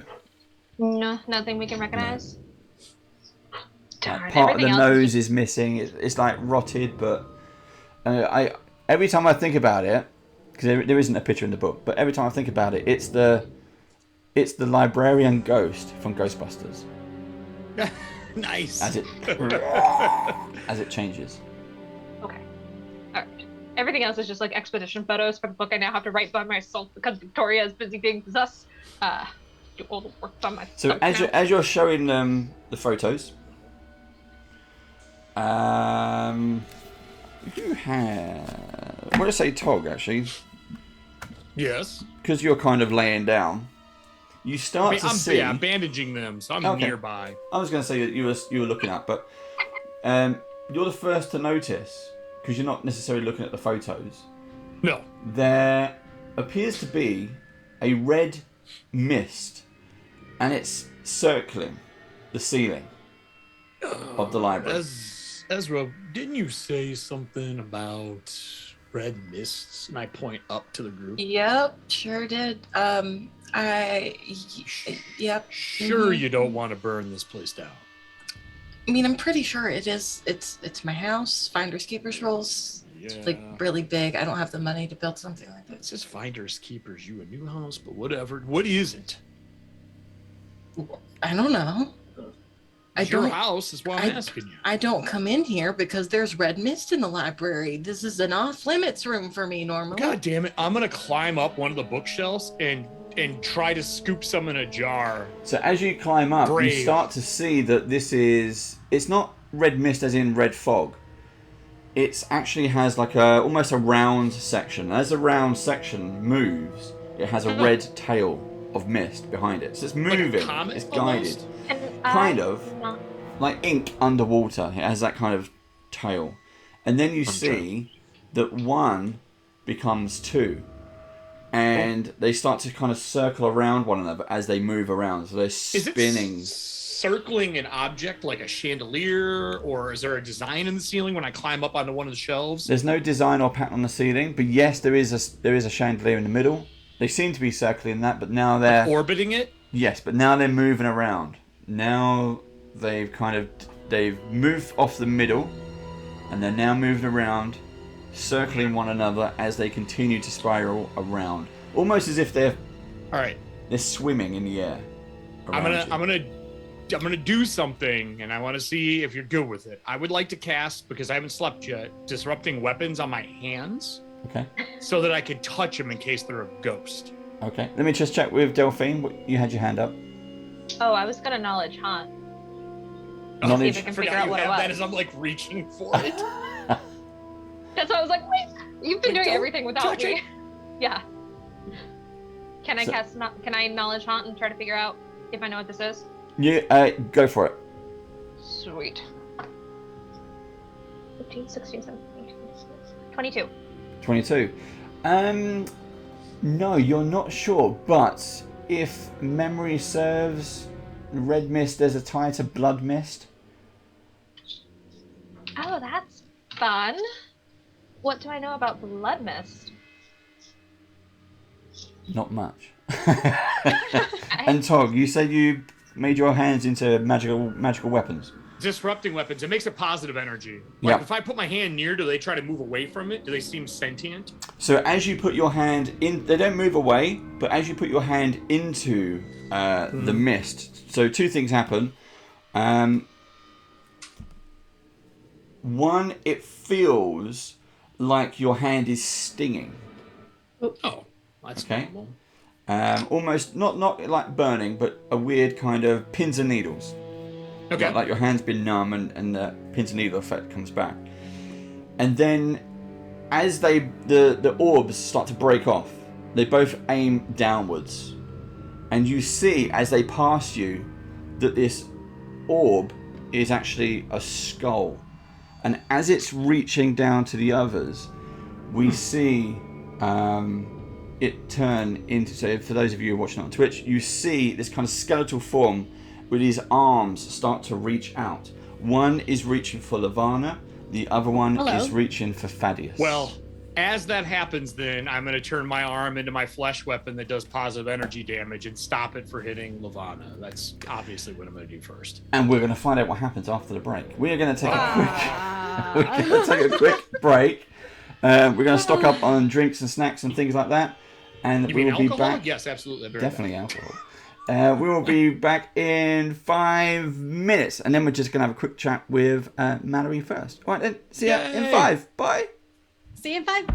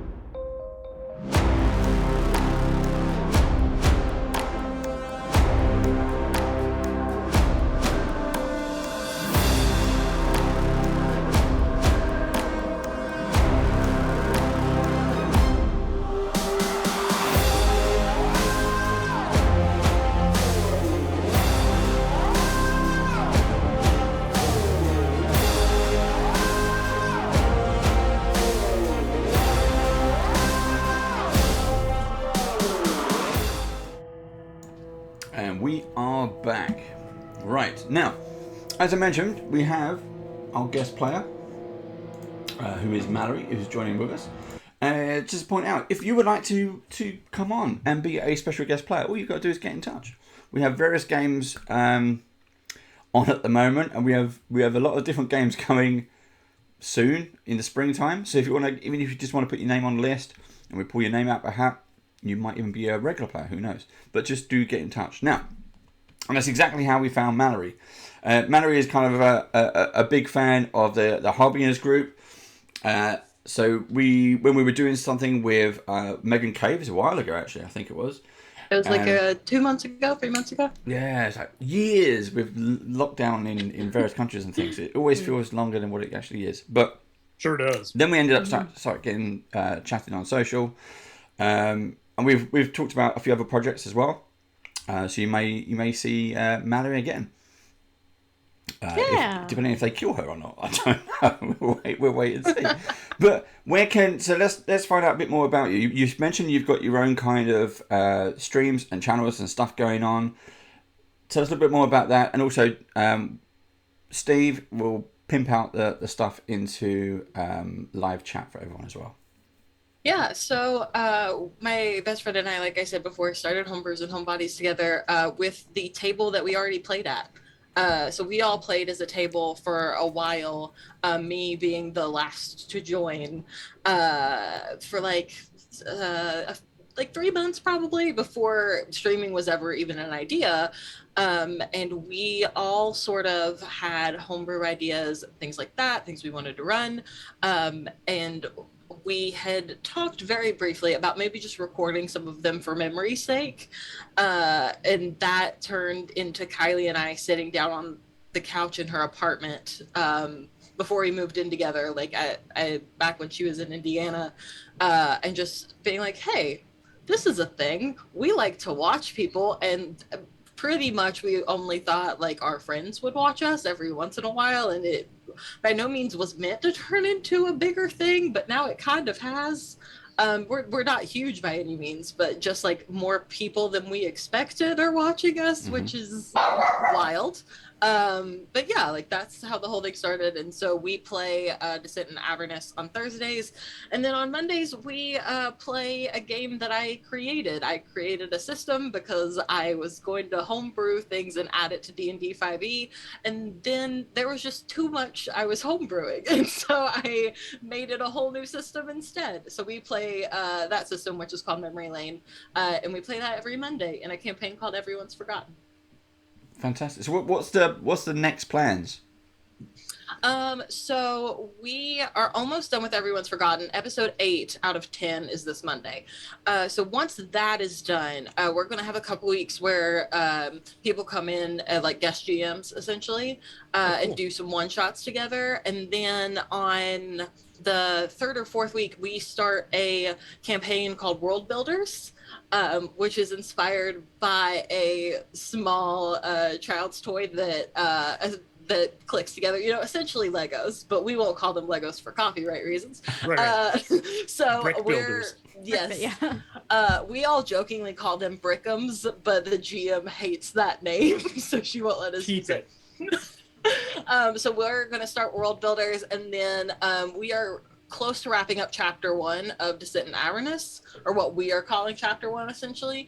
And when that is done, we are doing a Muppet inspired campaign with the Muppet Borns race that somebody homebrewed and put on the internet.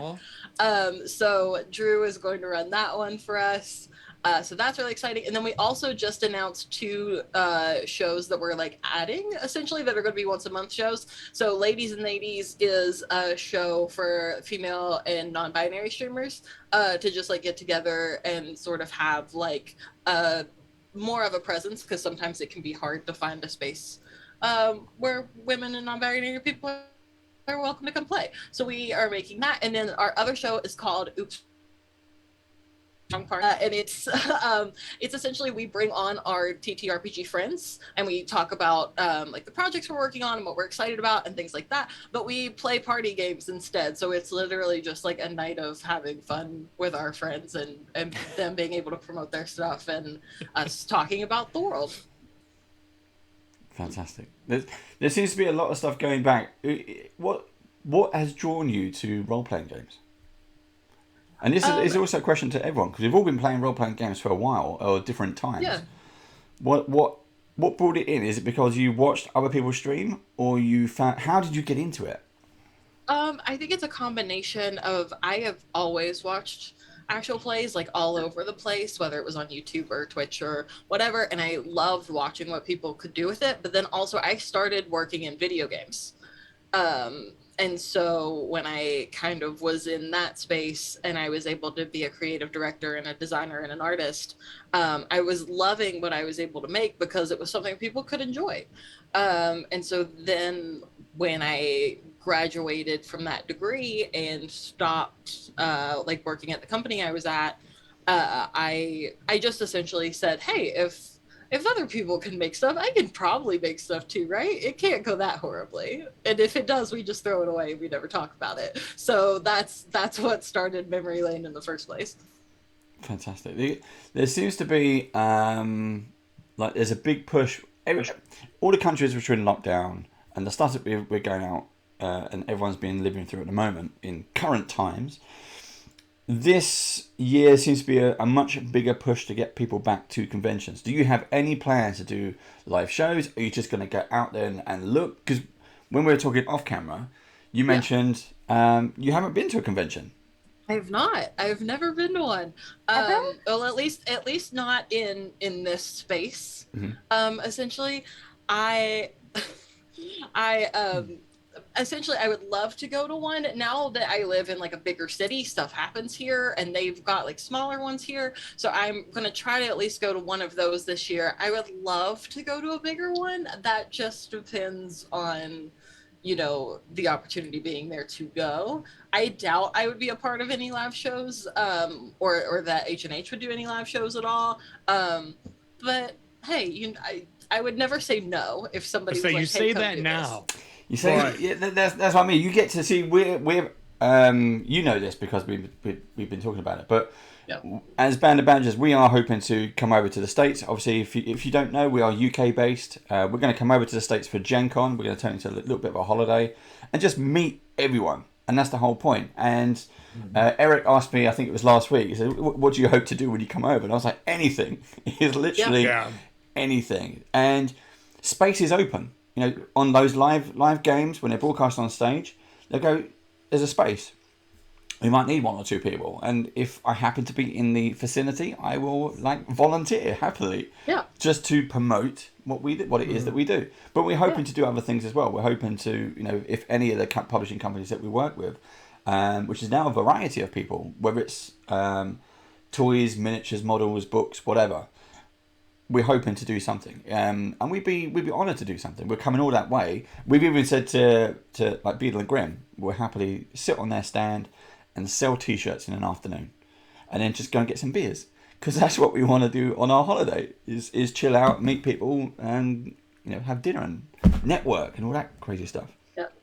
Oh yeah, I would literally never say no. If somebody was like, "Hey, can you be at our stand?" I've literally got years of experience doing that at one of my old jobs. I'll do it. I'll do whatever. And even if people are just like, hey, do you want to go do something, like go get dinner?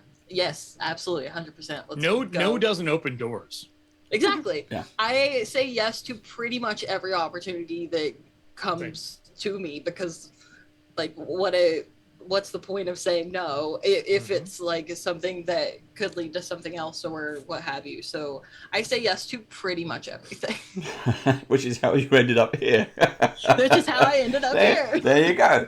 See, so if you get a crazy email from Band of Badgers and they're inviting you on, just come along and talk. Yeah. Which is great. Thank you very much for joining us. Yeah, I'm loving it. It's great. We've talked about other projects as well. So we again, as I said, we hope to see Mallory again fairly soon, in a not too distant future at the very least. And if you make it to Gen Con and we're there, just, I don't know how we find everyone, but just, across socials, we'll have a meeting point. Yeah, find Eric. It's this guy. That's how you find everybody. Find Eric, and we won't be far behind because he's got his drink trolley. I do. I bring an entire beer cart. That is true. It's gonna be crazy. What I've Also, learned. thank you to the people in chat that were talking about the video game that I'm the creative director of. Y'all are very sweet. I have one question for link. you. Do you Yes. still want to do video games, or do you kind of? I walked away from doing, and I did it for almost 10 years. Is that something you still want to do, or you kind of? I'm very open to it. Okay. The reason that I sort of stepped back from the company that I was at, because they offered to let me sort of work as in like an extern capacity, which is why I'm still the creative director over that series. But that's pretty much all I do for that anymore. In the first chapter and the second chapter, I was a artist or lead artist, depending on what time it was. Yeah, that's how I it goes. was a designer of like the puzzles in the rooms and everything, and then I was the creative director. So it was a lot. I think at the time, I would love to, if anybody's ever looking for help with a project, though, I would always be more than down. We'll talk afterwards. Absolutely. Right, let's crack on with the story. There is some red mist, which looks like the picture on the screen for those of you who watch it live on Twitch. I don't know if my players can see it unless they've tuned into Twitch as well.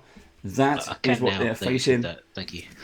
We need everyone to roll some initiative, please. Oh, heck. Right, let's get that going. Ooh, doggy. All right, Something I'll I take that. should have done on the break rather than eat snacks. I should have got That's all right. ready, but I didn't. You just didn't have any beer and you didn't go get some munchies? I got my chocolate. Oh, I did open a beer too. I got my chocolate. Right, let's go around the windows. Thaddeus. 2 and 9, 29. Oh, where's a high roller? Okay. Lavana. 24. Delphine. 25. Well done. Ezra. 21.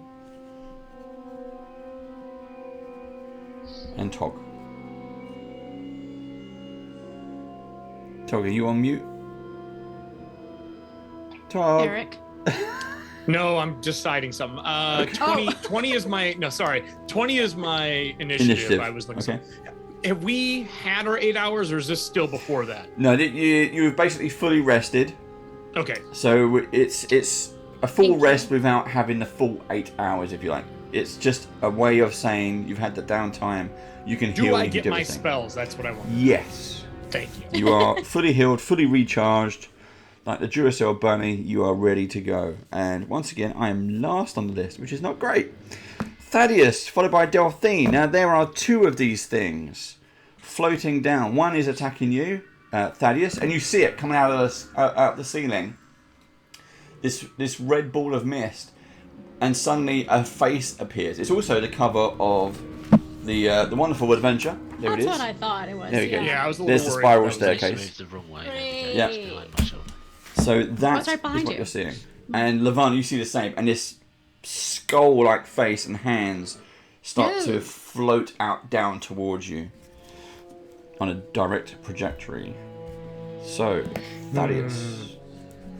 Okay, I'm going to react just on instinct alone, so I'm not going to try and figure out what it is or anything like that. Yeah, I'm just going to drop the book that I'm reading and flash up with the staff to try and waft it away, if you like.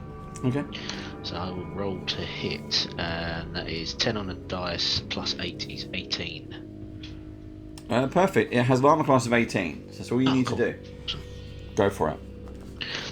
So that is 9 points damage. Bludgeoning. Okay. Weirdly, it's missed, so it's not going to do much damage. But as you strike through this thing, it has more physical form than you think it does. It's almost like it's made of like a frothy foam rather than a mist. So it does have some kind of solidness. I don't know. We'll make up words now. Solidity? That one. Oh no, Yes. I can't talk today either.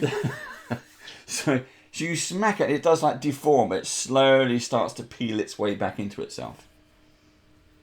Okay, so the reaction was just sort of to bat it away, expecting it to blow it a little bit. I'm going to take a step back towards the window. So 5 foot at about 10 o'clock from where I am now. Hang on, which one am I? Am I the green one? You're the green one. In that case, I will go across the other side of the fireplace, please. And you were over here, and you were over here because you're all sharing this, and you were climbing up the bookcases. There we go. So there's one coming for you. Yeah. And so that one's coming for Lavana, and this one's coming for you, Thad. Right. Yeah. Okay. Based on that position, then I won't move. What I'll do is I'll drop into sort of a defensive stance with the staff across my chest, and I'd like to roll an esoteric lore check to see if I recall any sort of creatures, animals that would fit this description. And everyone has switched over, so I'm messily just going to drag people to different... Everyone's in the wrong space. As long as we're there. No one's cameras blipped, did they? No, it's just... weirdly, it's that zoom effect where you kind of move things around. Right. There we go. Nope.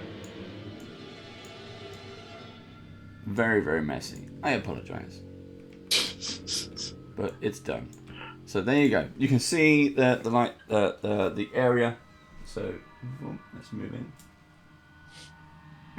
Everyone is in a very, very cramped space. Yeah. So I won't move. I'll use an action to do an esoteric lore check. See if I can figure out what the hell this thing is. It looks like mist, but has some form. I rolled a 23 for my esoteric lore check.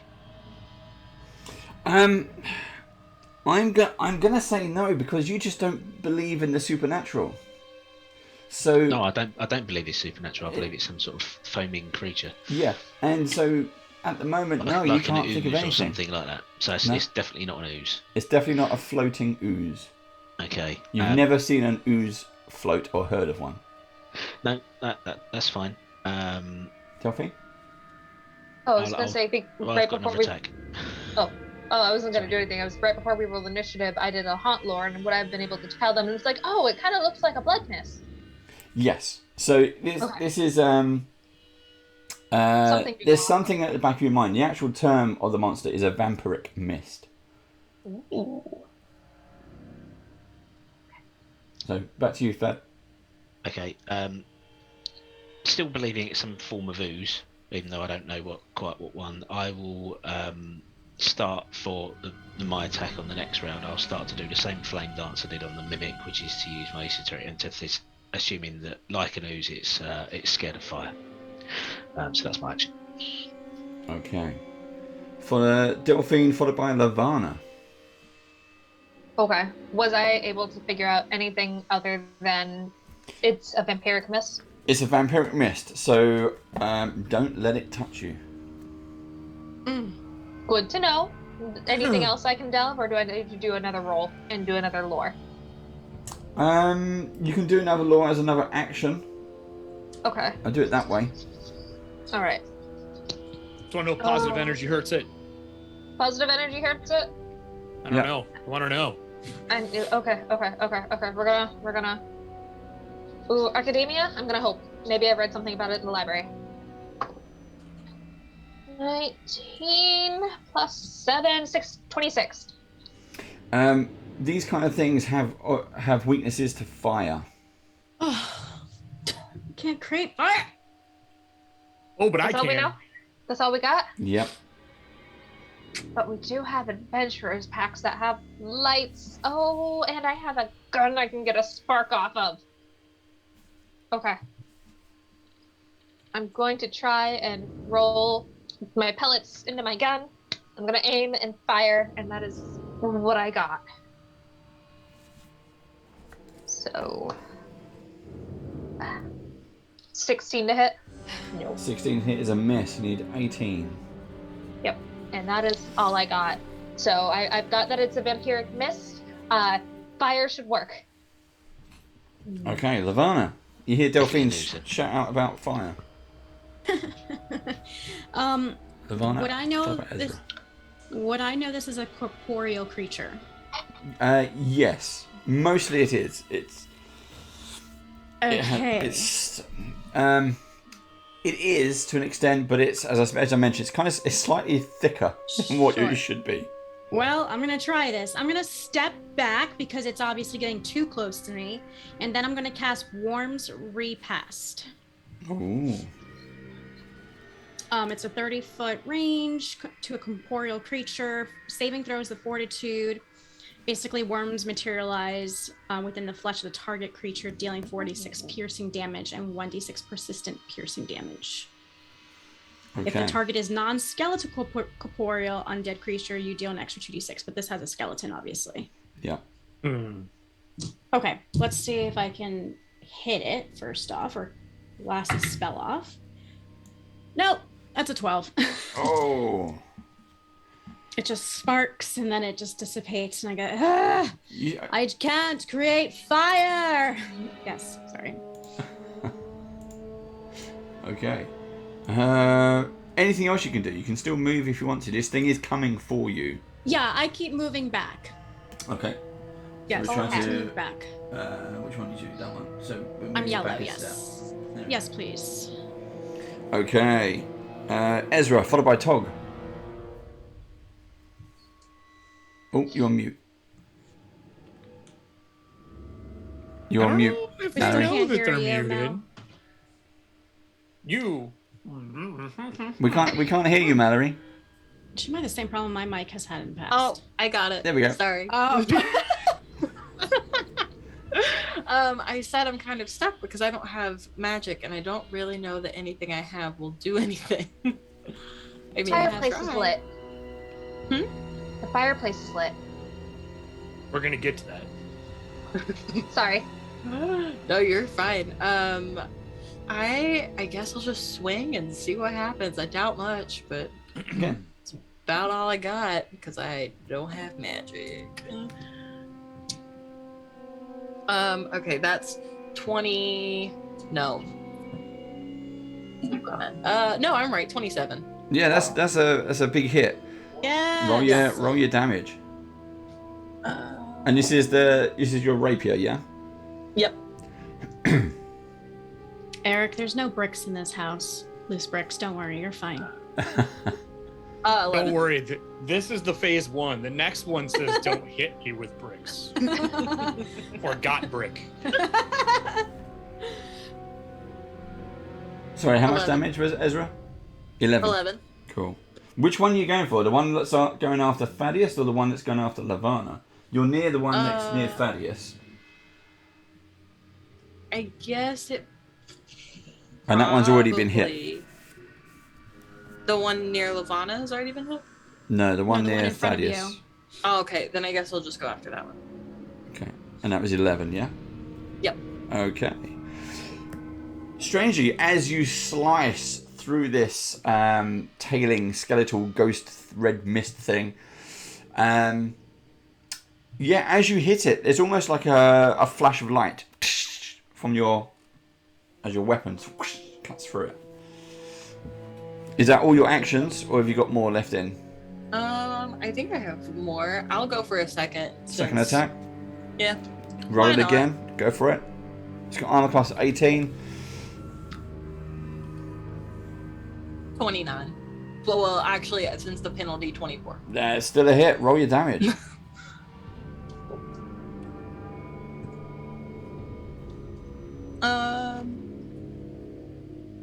6. Ooh, okay. Okay. It's still floating around, but now it kind of sort of almost like it turns towards you, and you see these tendrils start to grow out of it as well. So it's not just arms; you've now got these tendrils coming out of it. Tog, over to you. All right. So when I made contact earlier, did the positive energy on my weapon seem to allow me to physically touch it? Yes. Okay. With 2 actions, I'm going to cast energy resistance on myself for fire. Yep. With my next action, I want to shove one into the fireplace. I thought that So in was case what's I coming. take Yeah. fire damage, I'm going Yeah. to follow with it though, so I can like kind of hold it in there. You want to grab a fresh one? Well, you're kind of near the Varna anyway, so you're going to grab the fresh one. Whichever is the closest to me is the one I'm going to grab. This athletics to grab it. I got a 29. Is that 10 over its fort DC? Yep, you get a critical. That means I can move it 10 foot, and I'm going to throw it into the fireplace. And I'm going to hold it in there. I don't care if I take fire damage. So when I grab it, I'm like, look, I got this one, and I grab it and toss it in the fire. As I'm holding it in Aklo, I'm saying stuff to it in Aklo. So as you push it into the fire, and it's just the fire catches it. You can feel weirdly this all kind of mushy and squishy in your hands. Mm-hmm. It's fighting back. You're causing it whatever kind of pain it can feel, and it just erupts into flame. And it takes 4 positive damage as well. On top of that. I'm just going to... Because that's a lot of stuff in there. And if you're holding it in, it's just going to be like persistent burn damage. This thing just almost explodes in your hands. You don't take any damage from it because it's still... It's like a thick foam. Just kind of go... get splattered with red foam all over your face. But yeah, you just kind of killed a ghost, man. And I figure fire resistance 5, it'll help suck up the fire damage. Yeah. And I look at the next one in Aklo, I say, you're next. And I just point at it. You just see this thing, it's growing these tendrils like a thing. Like it's got arms and hands. And it's just growing bigger. That's my 3 actions. I'm done. Okay, it's my go. Here we go. So this one was originally coming for Fad. It's going to make a tendril attack. It got a 29. Yeah, that's it. Hey. So that is 6 points of damage. Not much, but that was one attack. Let's try a second. That is a 14. That's or a -5. It's no good. So there you go. It's just floating around. Did a little bit of damage, but not as much as I was hoping for. Top of the round, Thaddeus, you get to strike back. Okay, so I did the esoteric antithesis last round, so I've got the fire that I'm waving around in front of it, and then I rolled it, and that's a natural 1. Oh. Do we have hero points? Because I think you should use it. I don't know if I've got hero points. Every fresh session you start with a new hero point, so you do. I'll use my hero point then. You have to pass it though, Steve.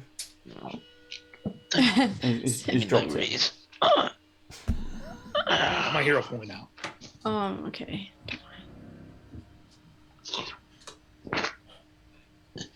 Even a pound coin to do. And have cash. Pass me a credit card over. Don't pass your credit card, there you go. That'd be a magic trick. Have a D6. There you go. Cheers. Right. I got it. I'll roll that again. That's a 19. That's a 19. 19 hits. Sorry, plus numbers. That's 19 on the dice. And that is 6 points of damage and half my level, which would be 1, so 7, and it's fire damage. That is the same thing. So you strike this floating beast, which is growing bigger and bigger, and you just strike it down with the... You're still using the fire damage. Yeah, the fire damage, and it just ignites. I'm using the quarterstaff with fire damage. And that just explodes. They don't for something. Yes, for something that you know that's attacks you. The vampiric mist doesn't have many hit points. Is there anything left of them? In the fireplace, well, most of it is probably on Tog. You can probably wipe some off. Oh, yep. Pulls out another jar. Scoop, scoop, scoop, scoop. And you've got this kind of red, blobby, gooey stuff. Weirdly, it's still sort of moving and bubbling in the jar. Don't worry, there's tons you can scrape off me when this is done. So we might as well light up all the fireplaces because I can't create fire, so... Oh, you never learned that? Thought that was like on your list of things to learn. No, I have not learned that yet. Drow I am afraid of the so light. sorry. Yes, Drow, is there a problem? No, I just said you're afraid of the light. I'm just saying it's been a problem for a long time. There's nothing I could do. I was born this way. Deal with it. You're not I with was me too anymore. until this. Anyway, go clean yourself off. You're covered in muck. I grabbed your cloak and wiped my arm off. Oh! I just like grab it back. It's like your scarf. I start wiping myself off with your Pathfinder scarf. Yes. Anyway, is that thing gone? Is there any more of these mists around here? And I just turn away from Daddy. I mean, from Doc. I'm like, I can't look at him right now. Not that I've ever seen. There are things in other rooms, but red mist is, as far as I know, only ever been in the library. Here's a jar of it, and I hand it to Delphine. Well, I think it's now red goop. So, Yeah. The books. Oh heck! Is there anything? Anything? There's a few splodges on the books, but they're okay. Okay. They've been open to elements for whoever knows how long. So. Oh. Ezra. Yes. You said there are things in other rooms, and like the mimic outside and the mists in here, you seem to be avoiding them rather than confronting them. Was there some particular place you wanted to get to, but have needed to avoid it because of these other things? Yes. Actually, I was gonna ask if you all could maybe help me with a small favor. I need to get to the kitchen, but to do that, you have to go through the ballroom.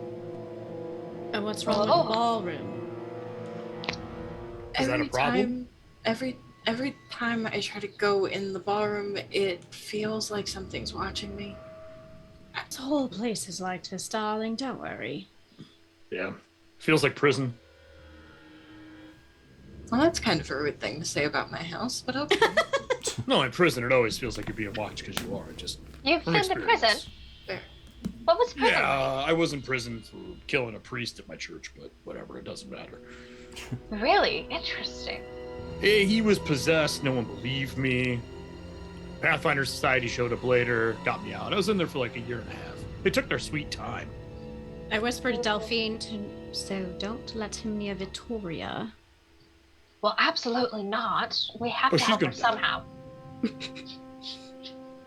Are there any, actually, before we leave, are there any books on ghosts and possessions here if he's interested in occultism? Ooh. Smart. Because more things. Not Ghost Hunter. Schooled in Secrets means I'm going to notice any like weird symbols or occult logos or anything culty in general. I might be able to notice on the spine of a book, on the portraits. There is a lot here. Oh heck. And this is not like the first and last time you're going to come back to this room.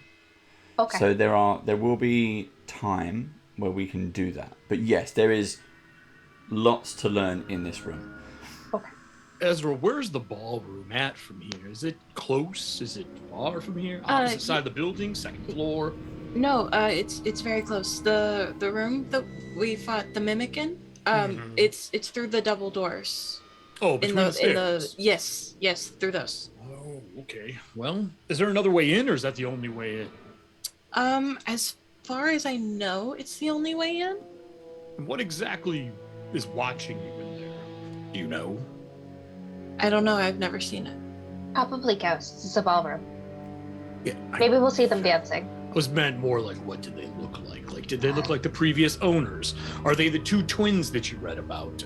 Something along those lines. Or is it another damn shelf that turns into a tongue-laden creature? By the way, that was a mimic. If you didn't know, I think we said that. I don't remember. We did, but I've never seen anything in the ballroom. I've never been brave enough to go a few feet past the entryway. My belief would be is we tear the front doors off the house, and then we tear the two doors off the ballroom so we have daylight in there if we need it. Or you could just open them and stop breaking things. The Or front we can door light slammed candles. shut. I mean, just because it's You know- slammed shut doesn't mean it's locked. Did you try opening it again? Did you? No, I used the window. Why would I do that? It's Exactly, way more let's effective go. and way faster. And now there's broken glass everywhere. Come on, let's go. Have The you sooner we seen get- this place? I will follow you, but I'm like pointing at like all the damaged shit in the house. Which is why we don't want to create more work for Ezra when we get this place fixed and cleaned up. I think that's the least of her concerns.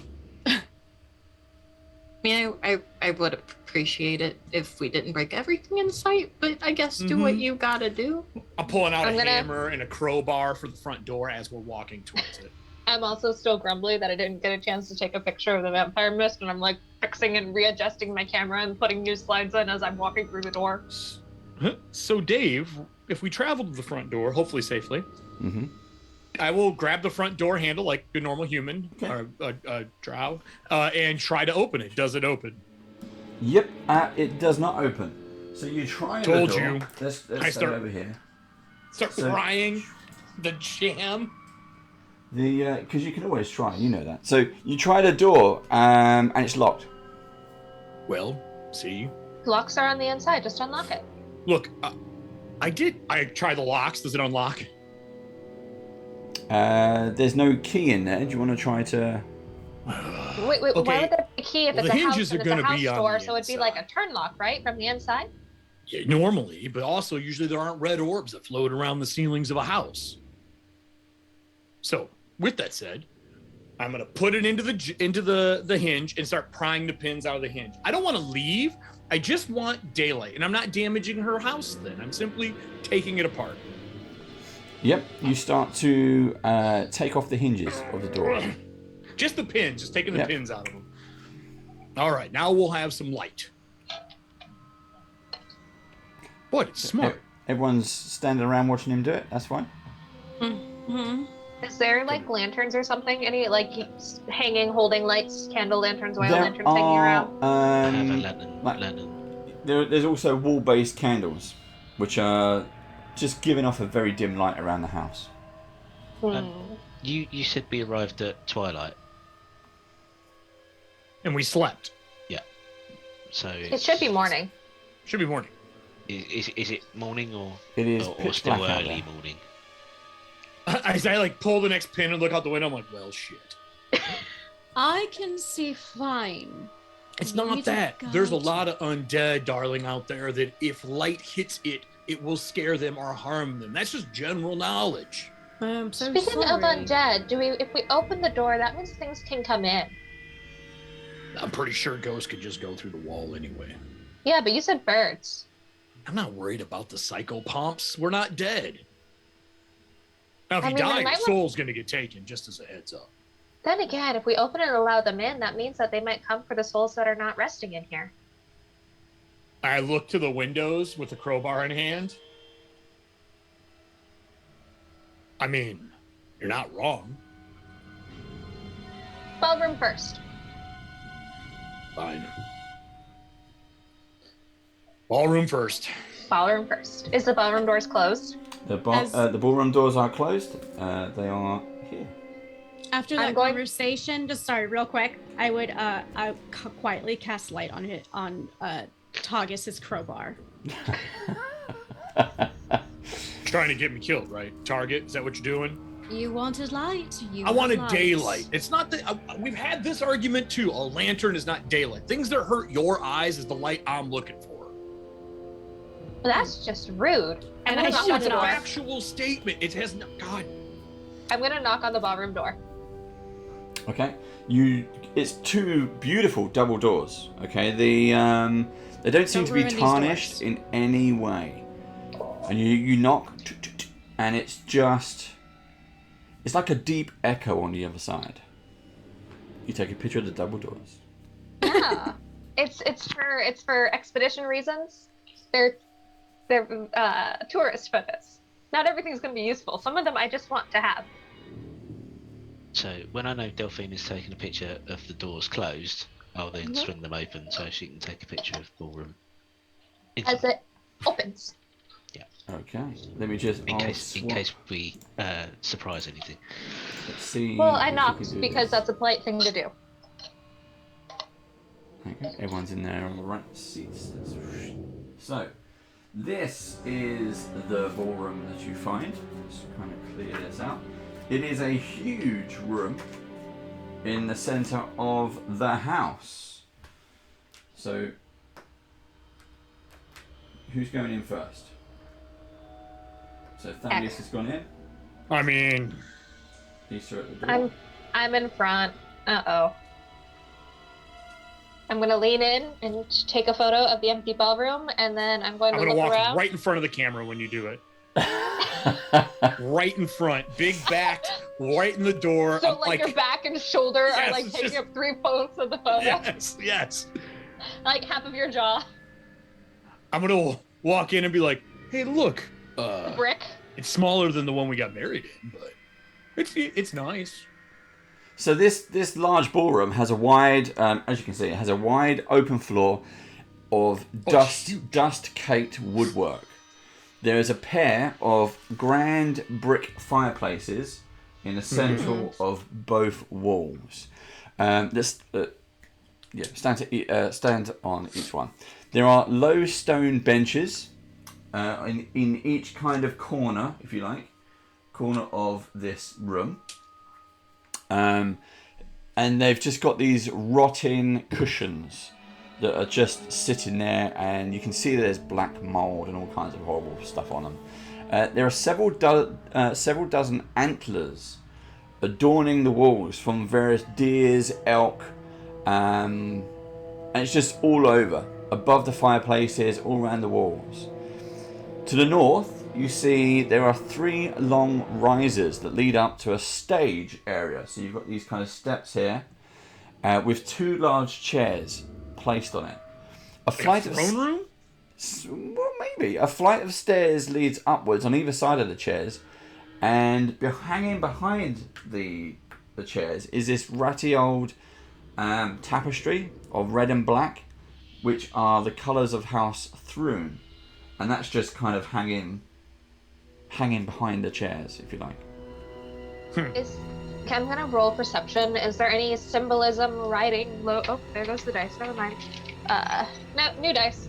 Is there any symbolism or writing or logos or anything written that we might be able to read or identify as a cult on the any carved into the antlers or on the tapestry? Okay, so you spend a good kind of 5 minutes having a walk around. You find various pictures as well. Hanging. So there's a picture hanging above each one of the seats. There's no cult symbols. There's nothing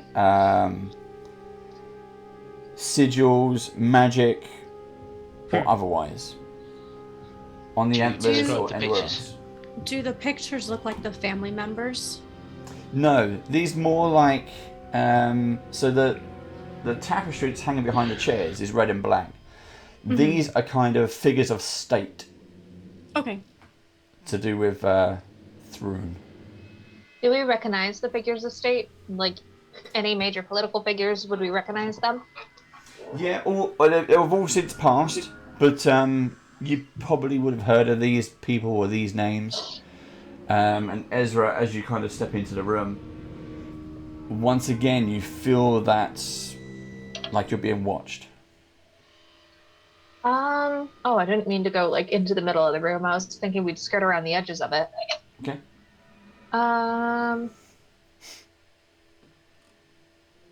Ezra, where's the kitchen door? Sorry, that feeling is back. The door to the kitchen, you have to go back behind the thrones, and then there's like a little room, and then you have to go over to the kitchen. I'm sorry, did you say the feeling is back? Yeah, like something's watching me. Well, I'm gonna read the aura of the room. Is there any magic or anything magical, anything spooky going on? There is nothing magical in the room. Well, I'm gonna go up to the thrones or chairs, move myself up there, and then you said there was a tapestry behind it. Yeah, it's just black and red curtains. I'm gonna move the tapestry. Be like, well, any rich person hides stuff behind tapestries. Like jokingly, I'm just gonna move it and see if there's anything behind it. Yep. So you kind of move it, and it kind of starts to tear down. You get No. I tear it down. Okay. I don't. You put it all down. If you met Dockmere, I just yank it. Oh. Behind the curtain, is a flight of stairs, about the same height as the steps going up the stage, going down at a set of double doors. That one. That's the door. Oh, you knew this was here? I mean, I explored once, but that was more than enough. Never mind, I was super impressed, but now I'm not. So, believing that Ezra is experiencing psychosomatic symptoms of feeling like she's being watched, I'm going to walk around the room and turn the paintings so they face the wall. Oh, it's kind of funny. Hopefully that'll make her feel better. Okay. You just burn them. We do need kindling. Thaddeus is going off turning the paintings over. They are hanging paintings, so they're not stuck to the wall. Fair enough. I'll take them down. Whatever. I'll turn them round and prop them against. I'll put them on the bench and prop them against the wall so they face the wall. Okay. Oh, what if he gave me an idea? Now I'm just nosy and wondering if there's a secret door or anything. And like you pull an animal antler or something, and maybe a secret door opens up. You slide a bench. Maybe Is that a fireplace? Is that a fireplace on the left-hand side? There's a fireplace fireplace here on and there's each a side. fireplace there. Is there any antlers above the fireplace? Yes. You've I'm gonna got to pull pull them. them. I'm gonna go. Sit in the chair while they're doing all this stupid stuff. This is gonna end up like Sweeney Todd. I'm gonna pull an You're antler, and you're gonna slide down into You're a here. meat chamber. I'm okay with that. Lavana, Ezra, what would you like to do? You sit in the other chair here. I mean, let these guys look around. Sometimes when you sit in the chair of the place that people own, you see the things that they saw. I'm going to very quickly, move behind the chairs, like back near the door. Because the minute anything happens, I would like to get the heck out. Run away. Oh, definitely not an adventurer. I see. That's okay. Lavana? Dave, a question: do the rest of us feel like someone's watching us, or is it just a feeling that Ezra is feeling? Because we're all in this room right now. So do any of us feel this feeling? Weirdly, what I'm going to say is, you didn't feel it when everyone was standing with you. So you're still at the door standing there, and you realise you're now on your own. And you're kind of deciding, what shall I do? And just as you kind of come up with an idea, oh, I'm going to do something. Weirdly, you get that spider sense tingle. The hairs on the back of your neck go up. And that feeling that someone just walked over your grave. And you do feel like you are being watched. Whoa. Something is definitely in this room. Yeah, we are. No, something else. And I don't think it wants us here. Can you describe it? I can't. It's rather disturbing and cold, and it's like any other spirit. If you learn to make fire, you wouldn't be cold. I'm just saying. Are there any runes, markings, writings anywhere on the floors, on the walls, on the ceilings? You can have a look around. Any particular way you want to start? It doesn't matter to me. I would just start walking around the border of the room. So Delphine is on the left. Thaddeus is on the right. You know what? Let me stand in the middle, just so I can see what's around. Yep.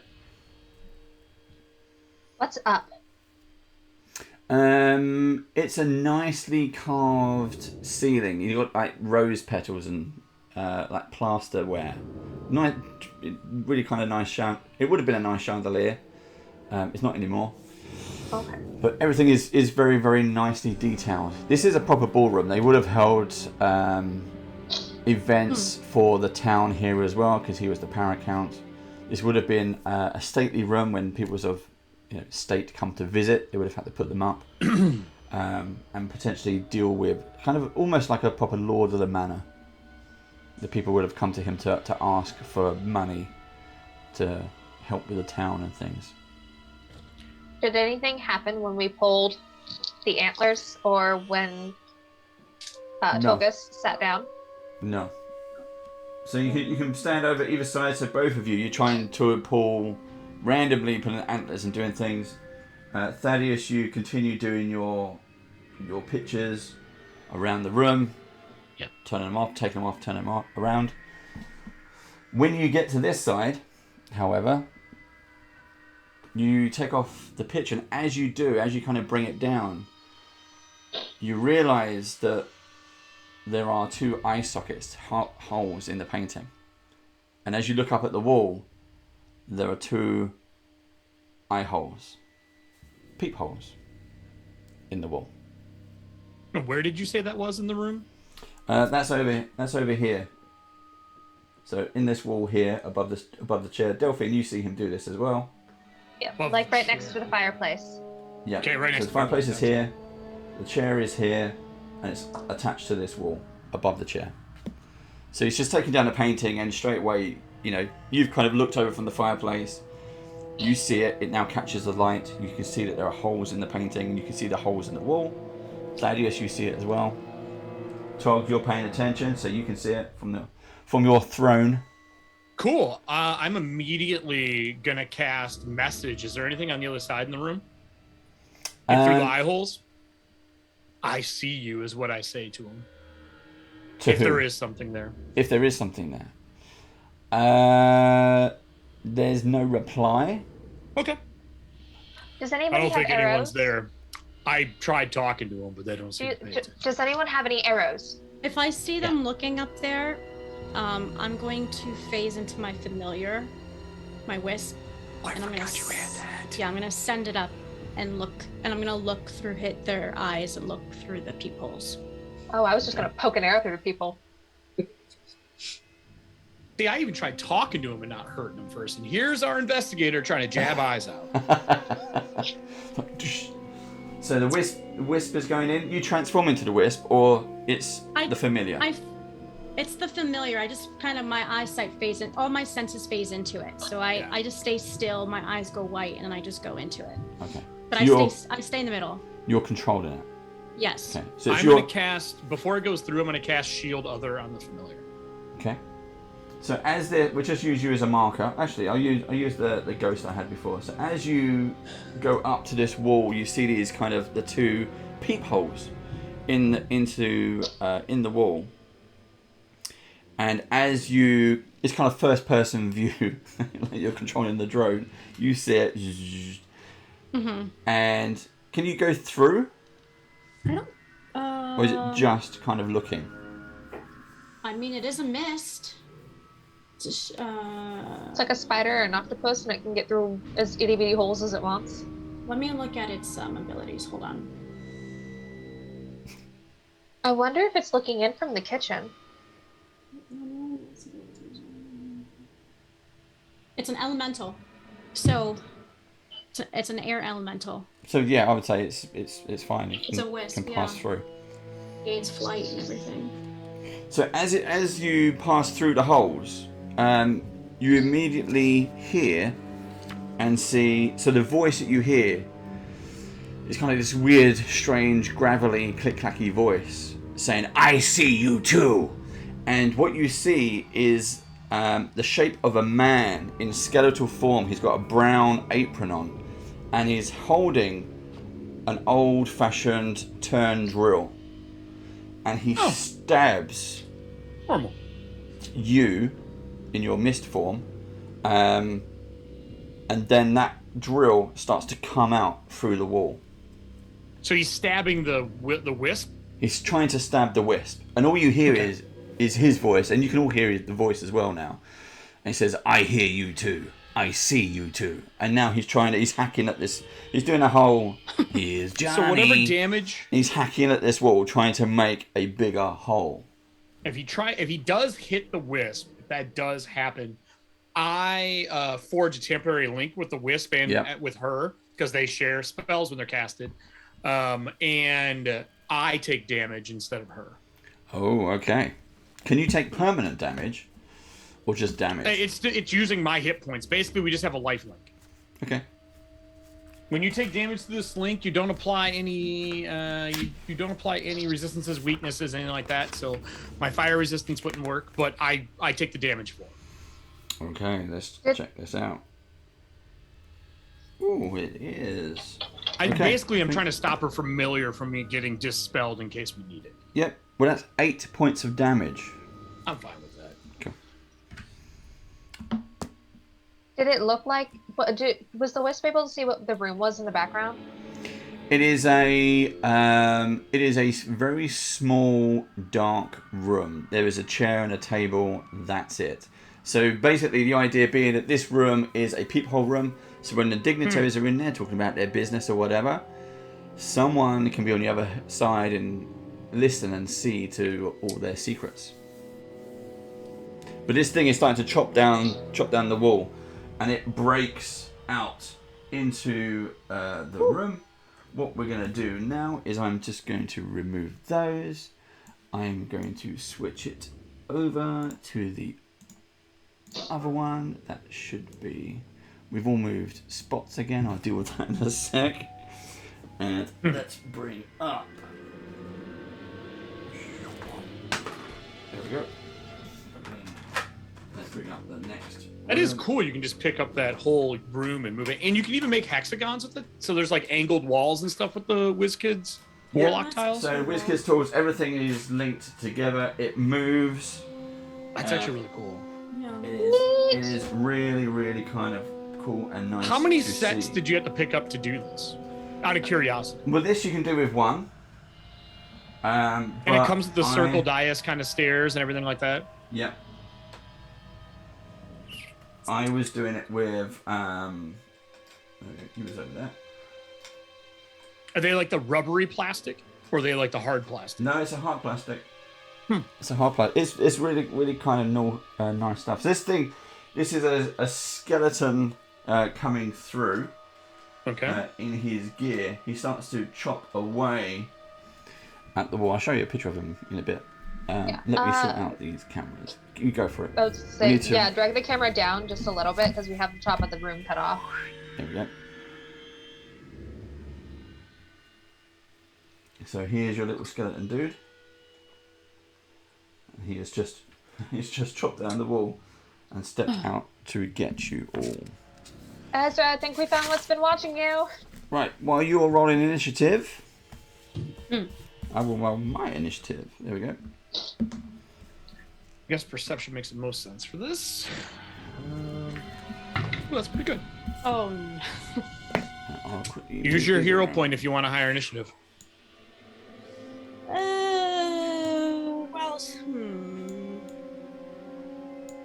yeah, I'll use it because I rolled a 1.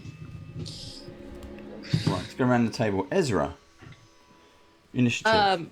26. Okay, Thaddeus. 25. Delphine. 21. Lavana. 23. And Tog. 23 as well. Okay. Cool. Ezra, you are up. You're up first. Okay. I am Those gonna. doors are right behind you. Feel free to run. I'm not gonna do that. I'm gonna run over from my sort of spot where it looks like I'm hiding behind the chairs. Just over to it, and I'm gonna go with the rapier because it hasn't failed me yet today. Okay. That's a 28 to hit. Wow. Wow, 28. 28 Is that hits. critical? It is Moved, not Lavana, critical. Dave. Okay. How unfortunate. What was that, Steve? So You moved Lavana's mini. Oh, Ezra's behind the chair. Yeah, I'm behind the chairs. I'm all black.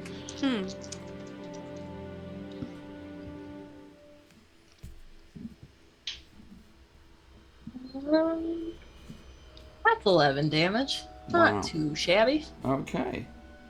So again, this thing is just it is a skeleton with a brown apron on, and you notice he's got these glowing red eyes, and he's got a hole in his head, which strangely looks like a drill hole. Oh. Oh. Okay. Your first attack was good. You got another action in there? Yes, I do, and I'm just gonna go again, because why not?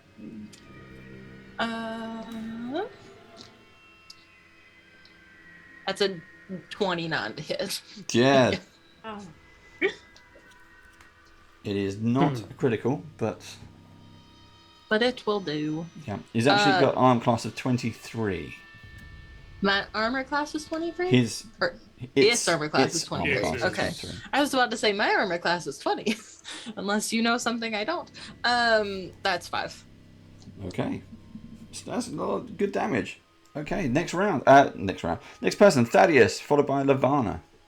Okay, everybody knows where to break bones, he's bludgeoning damage, so I'm just going to club with my staff, please. So the first strike is only an 18, which I guess misses his armor class 23. It does. I will attempt to strike again.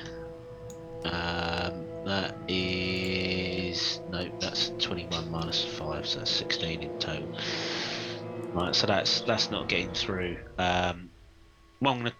Is he holding the drill? He is literally holding the drill. That is his stabbing implement. Right. If you're looking on Twitch, you can see a picture of him. Yeah, I know he's right here. I'm going to make a grab. Oh. I'm going to make a grab for that hammer that's Oh, in he's his got belt. keys. I noticed that too. So the hammer that's in his belt, I'm going to make a grab for it, please, and that'll be my last action. Okay. Do you want me to roll a sleight of hand check? Yeah, go for it. That's a 17 on the dice, which is a 19 in total, I believe. Yes. Yeah. You managed to grab it's a wooden mallet. Yep. So I'm just gonna grab that, hold it in my other hand, staff in my offhand, to sort of brownish it for the remaining few seconds of my go, and that's me done. Okay. Lavana, followed by Tog, please. All right, I'm going to cast Shroud of Night. So that's I'm gonna try and darken his eyesight again. Darken his eyesight. So let me roll. 12 plus my 8. 20. 20. Yeah, dirty 20. Yeah. Okay. What visual effect does it have? It's gonna shoot this black darkness like mist and just kind of like engulf him in black. Cool. Like just his mist, head and then or his whole body? His just his head, but I want it to sink into his eyes, like it shoots straight into his nice. eyes. So it starts to envelop his head, and then you just see it. Like a vacuum. Yes. Nice. Cool. The red glowing eyes disappear, and they're black orbs. You can see black orbs. But yeah, he's seems apparently blind now. Perfect. That's for 1 minute, just so everyone knows, and then I'll go ahead and cast guidance on Delphine. Okay. Oh. So that gives me a +1 on attempted attacks, Yes. right? Yes. Cool. Yes. Tog, you're up first, followed by Delphine. So I stand and look at it. Since it didn't respond to me the first time I cast message, this time I'm going to cast Disrupt Undead instead as 2 actions. I'm going to hold my hand up, and there's going to be like creepy positive energy tendrils that shoot out of my fingertips and latch onto its skull, and I'm going to pull as I use my 3rd action to dash towards it. Nice. My Disrupt Undead, 30-foot, 1 undead creature. I need a Fortitude save from the Skelly. Let me grab one. Fortitude. Okay. No, I got 11. I am doing a total of 12 points of positive energy damage to it, and then move me up next to it. Okay. with my third I'm going to action. get you in there. There you go. When I get close to them, like, do you hear me now? Like when I'm close to it. Nice. Okay. Delphine, over to you. Okay, I'm of course going to use one action to snap a photo of it, and then I am going to use my second to load my hand cannon, and because it is modular while I am loading it, I can change the damage type for bludgeoning, which is what I believe works on skeletons. Mm-hmm. Oh, I'm going to use my third action to shoot it. Come on, guidance. I'm going to use my hero point. Oh It no! was a 1. Oh. Thank you. Oh, that's right. Oh, Thank you. random gold thing I have. Okay. 16 plus 17, 21, 22, 24 to hit it. 24 hits. Ooh. Nice. Finally. Okay, and then I get an extra +1 on attacks, right? Yep. Neat. Diana, 6 remember points to of take damage. damage. I take it. Okay. 6 points of damage. 6. Yep. Ooh, nice. Okay. So 1d6. Modular damage. Okay. You shoot this thing. You see part of its collarbone just shatter. Oh. It's blind. It's staggered. This thing is going all over the place. Ooh, don't damage the skull too much. We might be able to identify who they were. Oh, this might go. Right. Well, actually, let's have a look. Tog, let's go for you first. Yeah, bring it on. And that is a 30 to hit. I'm gonna take that crit. Okay. Are you blinded, or do you have to roll Oh yeah, you are blind. not to overstep your GM? No. You abuse that GM with your blind rule. Don't listen to it. No. I don't know if you have to roll like a 50-50 chance. No, you're quite right. I'll do it. Basically, I'll do it as you have a disadvantage. -4. So that's an 18. It does not crit me. There you go. But it does hit you. It does hit me though, yeah. That is 11 points of piercing damage as he drives with everyone attacking him in just one go. It's a furious thing.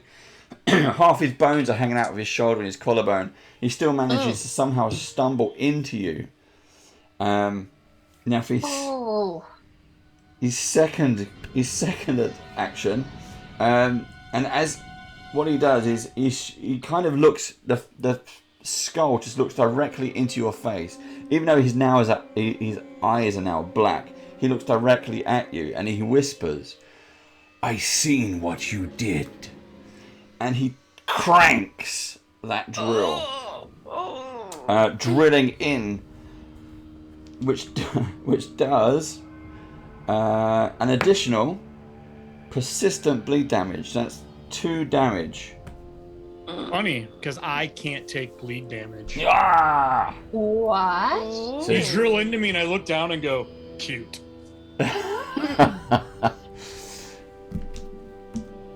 Welcome to being a flash warped. And top of the round, Ezra. All right. I'm still right there anyway. So sure, rapier. Let's go. Go for it. I've not missed yet. Oh heck yeah! That's another 29. Okay, it's not a critical success, but it is definitely a hit. This could be it. Can I do, because I don't think I would get sneak attack on this naturally, can I do tumble behind so that way I do? There's not really space behind it. There is the bench though. You could kind of get on there. Parkour off the wall. Yeah. Backflip. Perfect. Do it. Yeah. Yeah, sweet. Really? Do it. Yeah, acrobatics. Hell yeah. I'm trained in acrobatics. It'd be great. That's a 10. Welcome to Fail Army. You land on your face. Yeah, that he's already. Oh wait, He's kind of collapsed this wall, so it doesn't manage to take your weight, and you just kind of fumble down behind it. But you are now behind it. Okay, Wait. I didn't roll for that yet. Oh. I didn't roll for that. That was damage. Sorry, I forgot I had to roll for that. One moment. 13 plus. It'd be acrobatics, right? Yep. Okay, that's a 21. Okay, so you jump off the wall like up sideways diagonally, and then as you land down, whoosh, how do you want to finish him? Yeah. Okay, this is a fun moment. I would like to come in from the top and stab my rapier through the drill hole that's really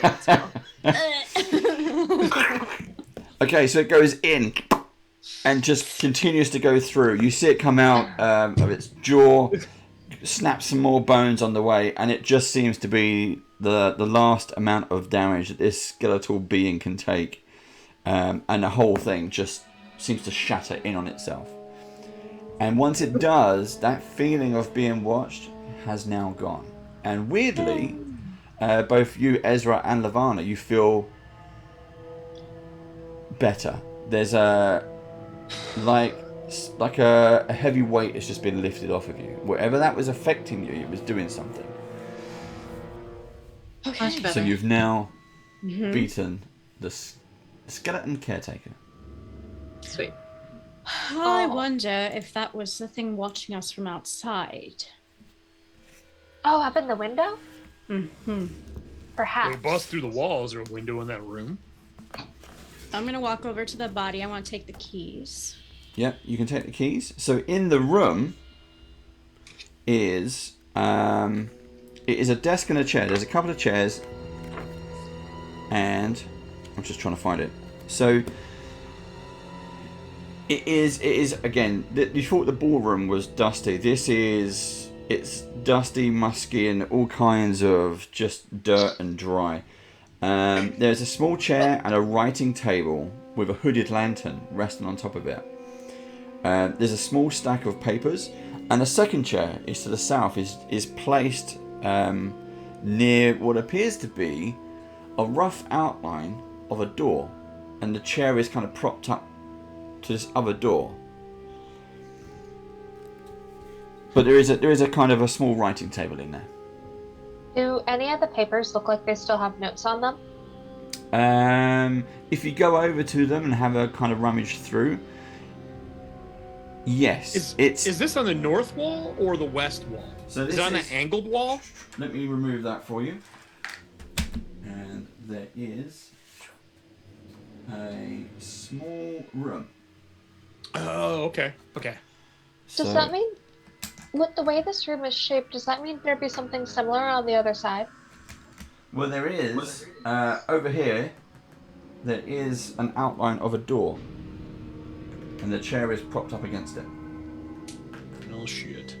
Does that also lead towards the kitchen? Because it'd be on the same, that's on the same wall as the kitchen door, right?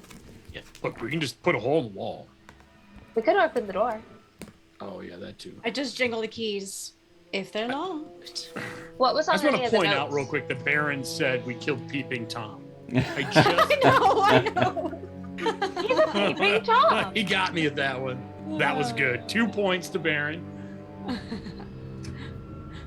So, Delphine, while you're looking at the papers on the desk, you also notice that there appears to be something glittering under the desk. Ooh. I'm gonna crouch down and look under it. Okay. It appears to be a necklace of some kind. It's got these red pearls. But there's definitely one of the pearls is missing, but there are these. It's a necklace of red pearls.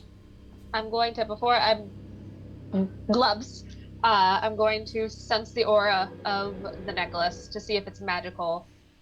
Read the aura of the necklace to see if it's magical in any kind and what kind of magic, if there is any magic with it. It is magical. Ooh, what kind of magic? I will tell you what the item is. It is a necklace of fireballs. Yep. That's what I thought. Somebody I would like needs to would like to take the drill as well, please. You can take the drill. Yeah. Is this one that I can use? I think a magic caster would probably be better for this. Lavana, do you? Hey, I look, don't you know have if I can fire cast now. this. Do magic. Oh, thank And you, you can my do fire. darling. I know. I realized it that on. those But make wait, large fire. Yes, don't stand in my way, my love. How does it work? If there's a pearl missing, do you throw the pearls and the pearls become fireballs? I mean, You could swallow them too. That's really entertaining. I watched a Duergar back in the Underdark swallow one. Woo! You ever seen a flesh lantern? It was fantastic. So, Lavana, yes. if you can roll 66 for me. 66. Yep. Right now? Yes, please. Okay, hold on. 6, 7, 8, 9, 10, 11, 12, 13, 14. Let me roll 2 more. 15, 16, 17, 18, 19, 20. Okay, there are 19 red pearls on this necklace, and you can see what would have been like a pin where one has been used. I'm just gonna be honest. We walk back outside and we bomb this house into oblivion. Don't bomb my house. All right. One of these times you're gonna be like, bomb the house. I know what's gonna happen. I highly doubt it. But you say Well, let's that. just wait until it's the last possible option, okay? There's still a chance that we can clean the house. Can we just admire my necklace and I can do fire now? It looks beautiful. It's going to be very useful. Yes. Oh. And also, you said you had some keys that you were going to try on that door. I mean, if it's locked, but I'm I gonna would, patch I would, myself up. I'll hold the keys up in case we need it. Who else is injured, by the way? I think it's just you. Well, sounds about every other session. Got myself back up to Yeah, it's just you. 2 points from max. What did the notes say? Are they just like overheard gossip from Yeah, the there's ballroom and court? gossip from however many years ago. Most of it is illegible, but and a lot of it is blank. It's just the blank papers in there. But yeah, there's a few bits of gossip if you want to make something up. Just like my meeting notes. And all of the notes I've taken for this game. Scribbles. Completely illegible. Alright. Do we want to try the door to see if this is another way to get you into the kitchen, Ezra? Yeah, I think it would be, if I remember right. I mean, they look like they're on the same wall, right? Like out in the hall, yeah. Hold on a minute. There's no way that they got into this room from the hole. Well, that means the door's probably unlocked. Inside this room, there is a chair propped up under the door. No, that's what I'm saying. Yeah. If that's the case, he was keeping something out. Yes. He died in here and got brought back as a skeleton with glowing red eyes. Do you really think opening that is the smartest thing to do? Well, how dusty is this room, and does it look You're like right, the it's a good dust idea. I was- kicked the chair out of the way and opened the door. I was gonna wait. Does the dust look like it's been disturbed recently? Like he came into the room by himself? No, him in his skeleton form, he is completely covered in dust. He has just been sitting there, waiting for you, watching. Just peeping. Yeah, Keeping on Ezra the whole time. yeah. I mean, Hope he didn't get changed in here. He was just basically watching, and that's followed him into his undeathness, and he's just been doing his job, which is to watch. It was Thaddeus who disturbed that, in which case he was triggered. Oh, the skeleton's been leaned up against the eyes the whole time. Yeah. Oh, he's. Well, no, I'm imagining somebody like staring through the holes, then dying while staring through the holes, and it's just like rotting. Well, I against shake the the wall. drill. I'm like, yeah, obviously. Why do you think he had a drill? To make the holes. Ugh. Reps. Why do you want to get to the kitchen, Ezra? Why that room? There's something in there that I lost, and I really need to get it back. And So that would be you have been in there before then. A long time ago. What Was is there anything in the kitchen? Like a creature or Yeah. something? Yeah. No. We don't know. Well, there definitely isn't anymore. I saw it in there once, but I scared it off. So if the skeleton had locked himself in this room to keep something out, maybe this door leads somewhere else other than the kitchen. We could just go use the other door. Yeah. I'm just gonna open the door. You guys, I was joking when I said maybe one. I obviously do not care. I'm just gonna open the door. Y'all worried about opening doors, and in my eyes, this whole place is a fuck show. And we should burn it down. So I'm opening the door. You're not burning down my house. Yeah, you keep saying that, and I open the door. So you throw the chair out the way. You go to Guys, kick it out of the way. go to unlock the door. The door is locked. Well, I look back. You can unlock it. You got the keys. All right, step aside. What, you want me to knock the thing out that comes through or open the door? Your choice. Then I just give you the keys. Damn it. I unlock the door and open the door. Okay, the other You side off? of the door is indeed the kitchen. Yay! We did it. See? And then don't lose those keys, my darling. What? Don't lose the keys. Oh, I was just gonna give it back to you. I don't know. Okay, great. So is yes. this like an old pantry that got turned into a spying room? That's kind of what it looks like architecture-wise. Yeah. While he's setting this up, I played the Halloween special for D&D 5e, and there were like 18 fucking bathrooms in that manor. I played with my friend Kelly. Every time we opened a door, it was another bathroom with a secret door to another room. How many bathrooms do you need in your orgy house D&D? I'm just curious. 18 on the first floor. Okay, so I have a friend who lives in a house and it's 4 of them and 1 bathroom. I think That's better than is 18 reasonable. bathrooms and 4 bedrooms. Mm-hmm. It's rich 4 people. bedrooms. Yeah, it was stupid. Yeah. Whatever cartographer drew that. Just So saying. this large kitchen has several counters and tables, along with cabinets and shelving on the walls that afford places to store utensils, pots, and pans. However, someone has taken these tools and arranged them in strange patterns throughout the room. There are Don't touch lines. anything. Sorry, go on. Don't touch Already anything. picking something up. There Don't are, touch it, put it back! there are lines of forks and spoons spelling out nonsense words. There are pans and pots balanced together or stacked in towers. There are knives jabbed into the wooden floor of the 4 oak tables and various things and so on. All right, Delphine, I would like initiative between you and I to see who's faster before I pull the fork. Ezra, is this your doing with your Absolutely. knives and your daggers into these things? Is that what rogues do? Using There is- athletics. There is also the fireplace in the north wall, which is here. The fireplace in the north wall has a large cauldron and a grill for cooking. The window just to the right of the fireplace is cracked and missing a few large panes of glass near the bottom. A human skeleton lies sprawled over one of the tables in the middle of the room. Sacrificial and A gleaming rapier is clutched in one of its hands. Is that what you're looking for? Yes. Kind of all of it is what I'm looking for. Wait, the pots and pans and the fork that I go to grab and pick up. What did you get? I got a Don't. 16. 23. Damn it! You get a I took a before photo take the first. fork. Took a photo first. Does the rapier look familiar?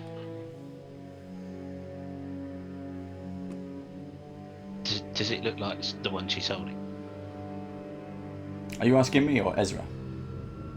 I'm asking you because I'm trying to see whether they're twins or not. Twin blades.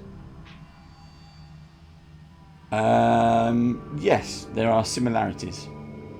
But I'm they're gonna not walk exactly over. the same blade. I'm sorry. Sorry. No, you go for it. They're not exactly the same blade, no. Well, there might be. There are similarities. Take a closer look. We could just Ezra, is this your skeleton? Yeah, I was gonna walk over to Ezra and touch her. Yeah. Yeah, Like, just ask. Yeah, I want to touch her. I go to touch her face. Does it go through or is it like flesh? So as you touch Ezra's face, your hand does indeed go through her face. no Could've wonder just why you were no help. asked. I'm sorry. I'm a person of touch sometimes. You gotta ask before That's you very just true. It's touch why we got people. married. You should ask before taking pictures sometimes, darling. Not everyone wants their picture taken. Wait a minute. If you're a ghost, did all this attacking do nothing at all? What do you mean? Can you actually interact with stuff? Nope. And I have done a pretty good job of not interacting with things while you all have been here. Then why are you so scared of the things in the house if nothing can touch you? Well, can't Nothing touch... living can touch me. Well, That maybe it doesn't- can't hurt you then. No, No, nothing. and I charged right up to that mimic, but the mists, things like that, they can still do damage. Oh. Shit, is that her body on the ground? Yes, that is my body. Can Don't you go rest? outside, because those birds are psychopomps. You're gone. Exactly. Can you rest now and move on? Well, I don't want to. This is my house. So. What if I could bring you back to life? Oh yeah. Do you want to come back to life? I mean, I wouldn't mind. I died in such a stupid way. Fell down the stairs, didn't you? Well, they died on the table. No, Fell on a knife, didn't you?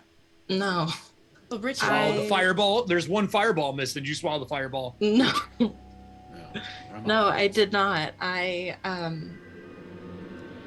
came in on a dare to a house that I knew Oh, had shit. in never it. mind. I ain't resurrecting you. You are not someone I would resurrect. That is. Targus. Well, I'm just saying. What do we bring her back and she does it again? She Look, has I am- helped us. And I was 17 when I died. Okay, you're allowed to do A stupid things. like that. child. Oh, yeah. She's a child. How long have you been here? I, got I married when don't was know. Maybe a year, maybe two. All the days sort of blur together after a while. Oh, do you want to rest? Do you want to stay? What do you want to do? I don't Can know. I take a picture of you by your skeleton? See, very wrong good. with You you? asked. I don't know think- if I'll show up, but sure. Oh, I think you'll definitely show up. It's a special camp. It's a special apparatus. And I am going to take a photo. Also, I haven't been taking photo of living things that needed to ask permission. I've been taking photo of the architecture. Except for Tokus got in the way that one time. There's a difference. Mm-hmm.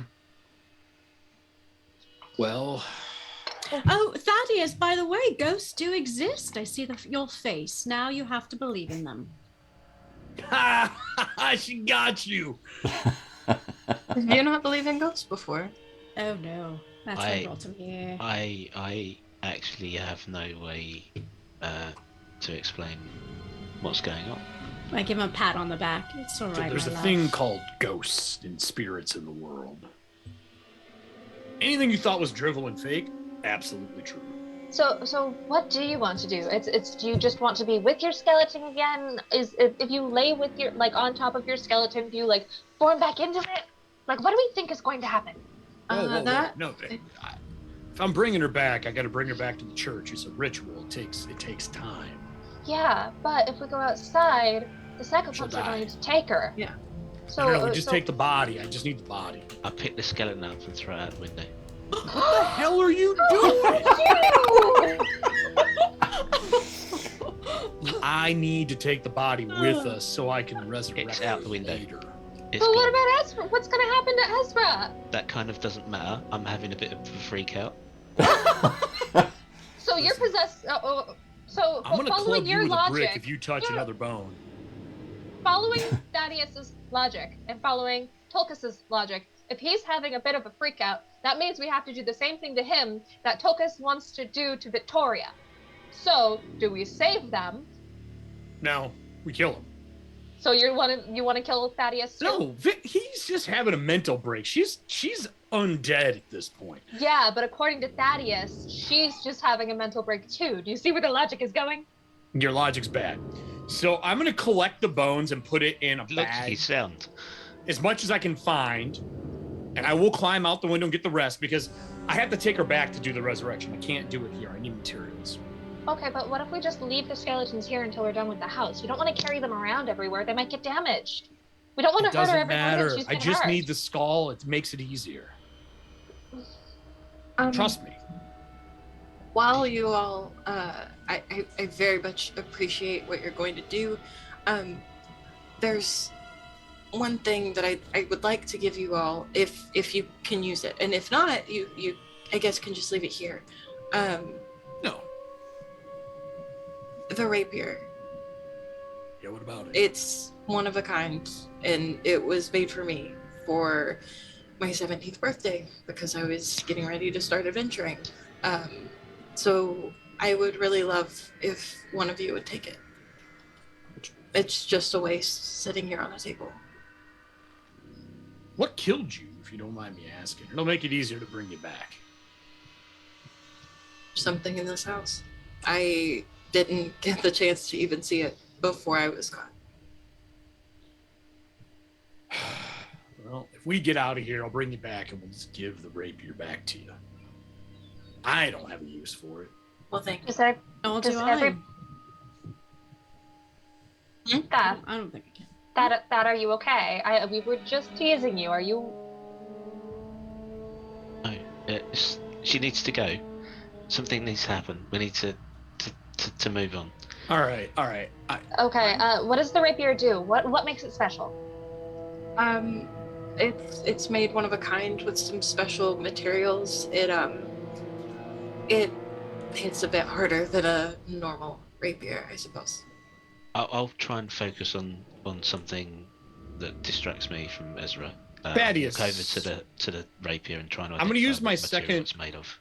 I'm going to use my second focus on you, my focus spell for the day. Well, I'm going to use my points that I have right now, and I'm going to use my soothing words on you from the family domain.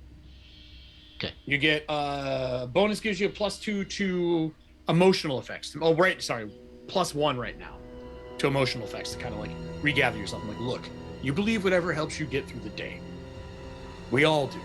For example, I believe that she still wants to be married. You just believe whatever it is you have to do to get through the day. Why are we bringing... Shh. Therapy. So Thaddeus, if you're looking at this sword, game mechanically, it is a +1. And it is nice. probably the finest blade you've seen, ever. It's clean. There's no dust on it either. Okay. So from seeing these kind of weapons before, I'm going to look for the rune that's inscribed on it, because I know there must be a rune that makes it magical. So on it, the blade is like a very pale blue, and it's completely encrusted, like with jewels and stuff at the bottom with an E in the middle of it, and there is a rune on the bottom of it that sort of helps it out. So it would be like a +1 magic weapon that would be able to affect ghosts. So Which is why I was able to hit everything. So Ezra, what I will say happens is you go over to the table and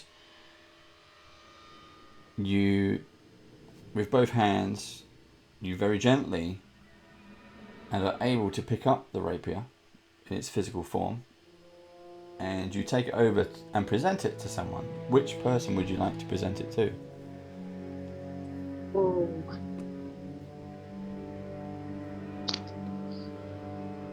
Thaddeus, can you use this? No. Well, then I wouldn't take it from you anyway. And game mechanic, yeah, I wouldn't know. And game That's mechanic wise, I do have a magical weapon. I was going to try and transfer the rune onto Delphine's gun, if Dave was going to allow me to do that. You can do, yeah. Well, Then if that's what you'd like to do, then take it. I don't Yes. want to ruin. I mean, I can figure out how to use a rapier really fast. Like, I don't want to ruin your rapier if you need it back one day. I was going to suggest we bury it with Ezra. Gonna resurrect her. We're not burying her. So as Ezra passes over the blade to you, Thaddeus, and you take it from her, she starts to glow. Oh. a gentle white light seems to appear, seems to break through the ceiling of the kitchen, surrounding Ezra, and all of you get a sense of calm and peace, serenity. And Ezra finally feels like the warmth of the sun.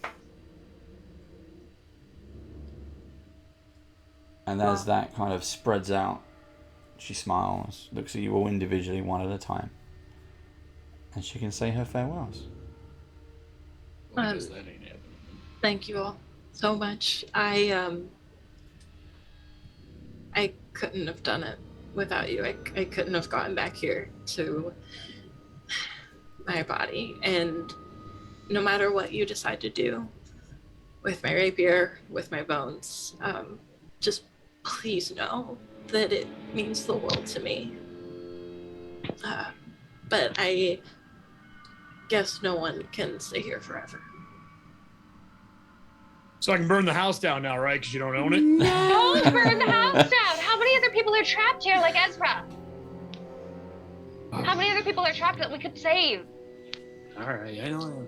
Just saying, we can just burn it down. Get it next Just time. do your best, and if all else fails, I guess fireball the place. But first, try to save people, please. There are plenty of people here, just like me. Oh, don't make me feel bad about it. Jeez. And with that, the light intensifies, and slowly Ezra dissipates into the light. And Now, after a is few it more seconds, the light fades. And Thaddeus, you see at the corner of your eye, out the window, someone is running past. Outside the window? Yep. Like, did he actually succeed in throwing They've passed bones the out first window? window, now they've passed the second window. Okay. Jump I out run. the window. I run along the side of the room in the direction they're running to try and get a glimpse of their face. Okay, you're up to, it takes you to this door here. So that's Yep. the first window. You run past, that's the second window. You see them go over here. From this window, the vantage point, you see someone here. They run back into the garden, pick up some kind of big plant pot, and like a barrel throw, they throw it.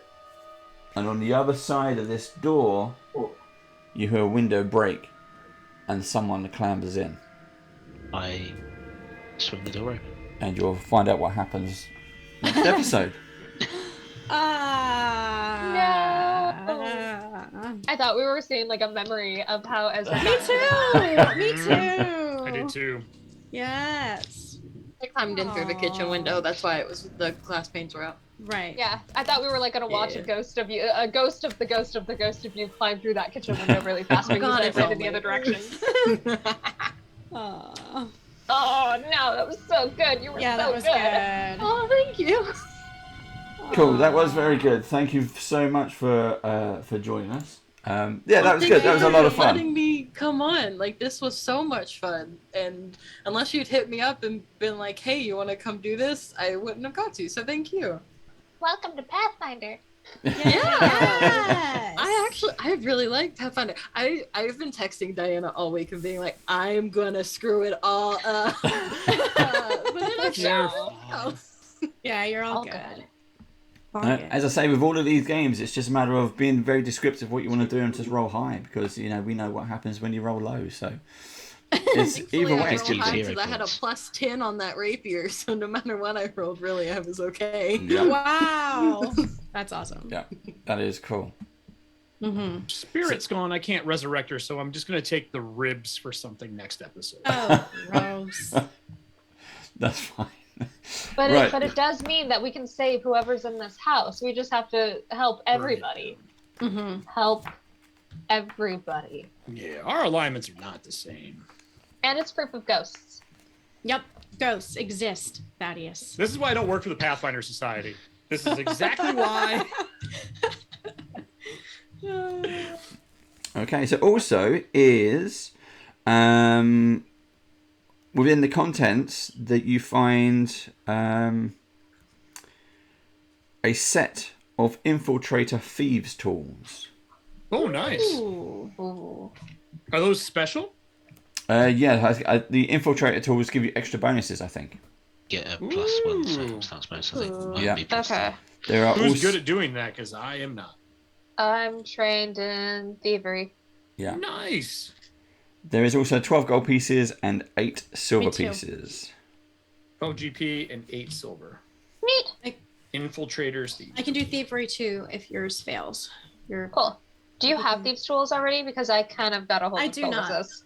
Yeah, Okay, you do you do. want them? Well, one of you do because I gave you the thieves tool Yeah. stuff that I can't use. I got a hold and I kept Tulgas's. So if you want the other set. sure.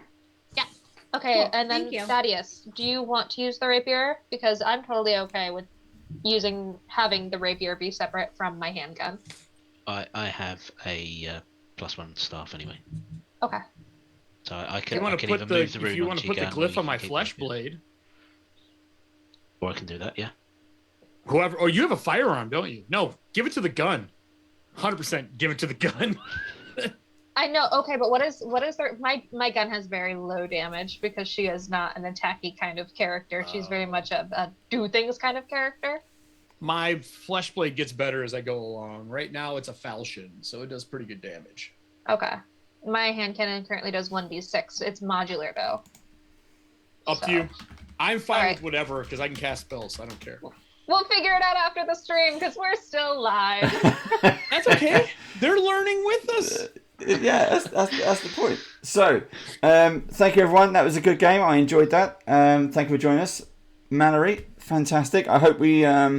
This is kind of what it is. So all of our games are pretty much like this. The horror theme is slightly new for us, but this is how we play. So if you like how we play, and in springtime you fancy kind of being a regular player. Everything that we've talked about, all of the possible options, yes to all of them. If whatever you want me on, I'm cool. Cool. Thank you very, very much. It's good to know. So again, if you're watching this, if you've made it this far, if you're watching us live, and you want to come and play with us, just get in touch. That's all you got to do. Just get in touch, and we'll stick you into one of our either our current games or our upcoming games. See what we got. But thank you again. We will be back in 2 weeks. Yay. Check us out on YouTube, youtube.com/bandofbadgers, youtube.com/bandofbadgers. Check us out. Please subscribe. Tell your friends, your pets, your neighbours, your aliens, whatever it is. Let them know. Tell them to subscribe. And we will see you again in 2 weeks' time. Bye. Bye. Bye, everybody. In the meantime, remember, burn it down. No. Don't burn it down. We can Find save evidence them. first. We can save them. See you all.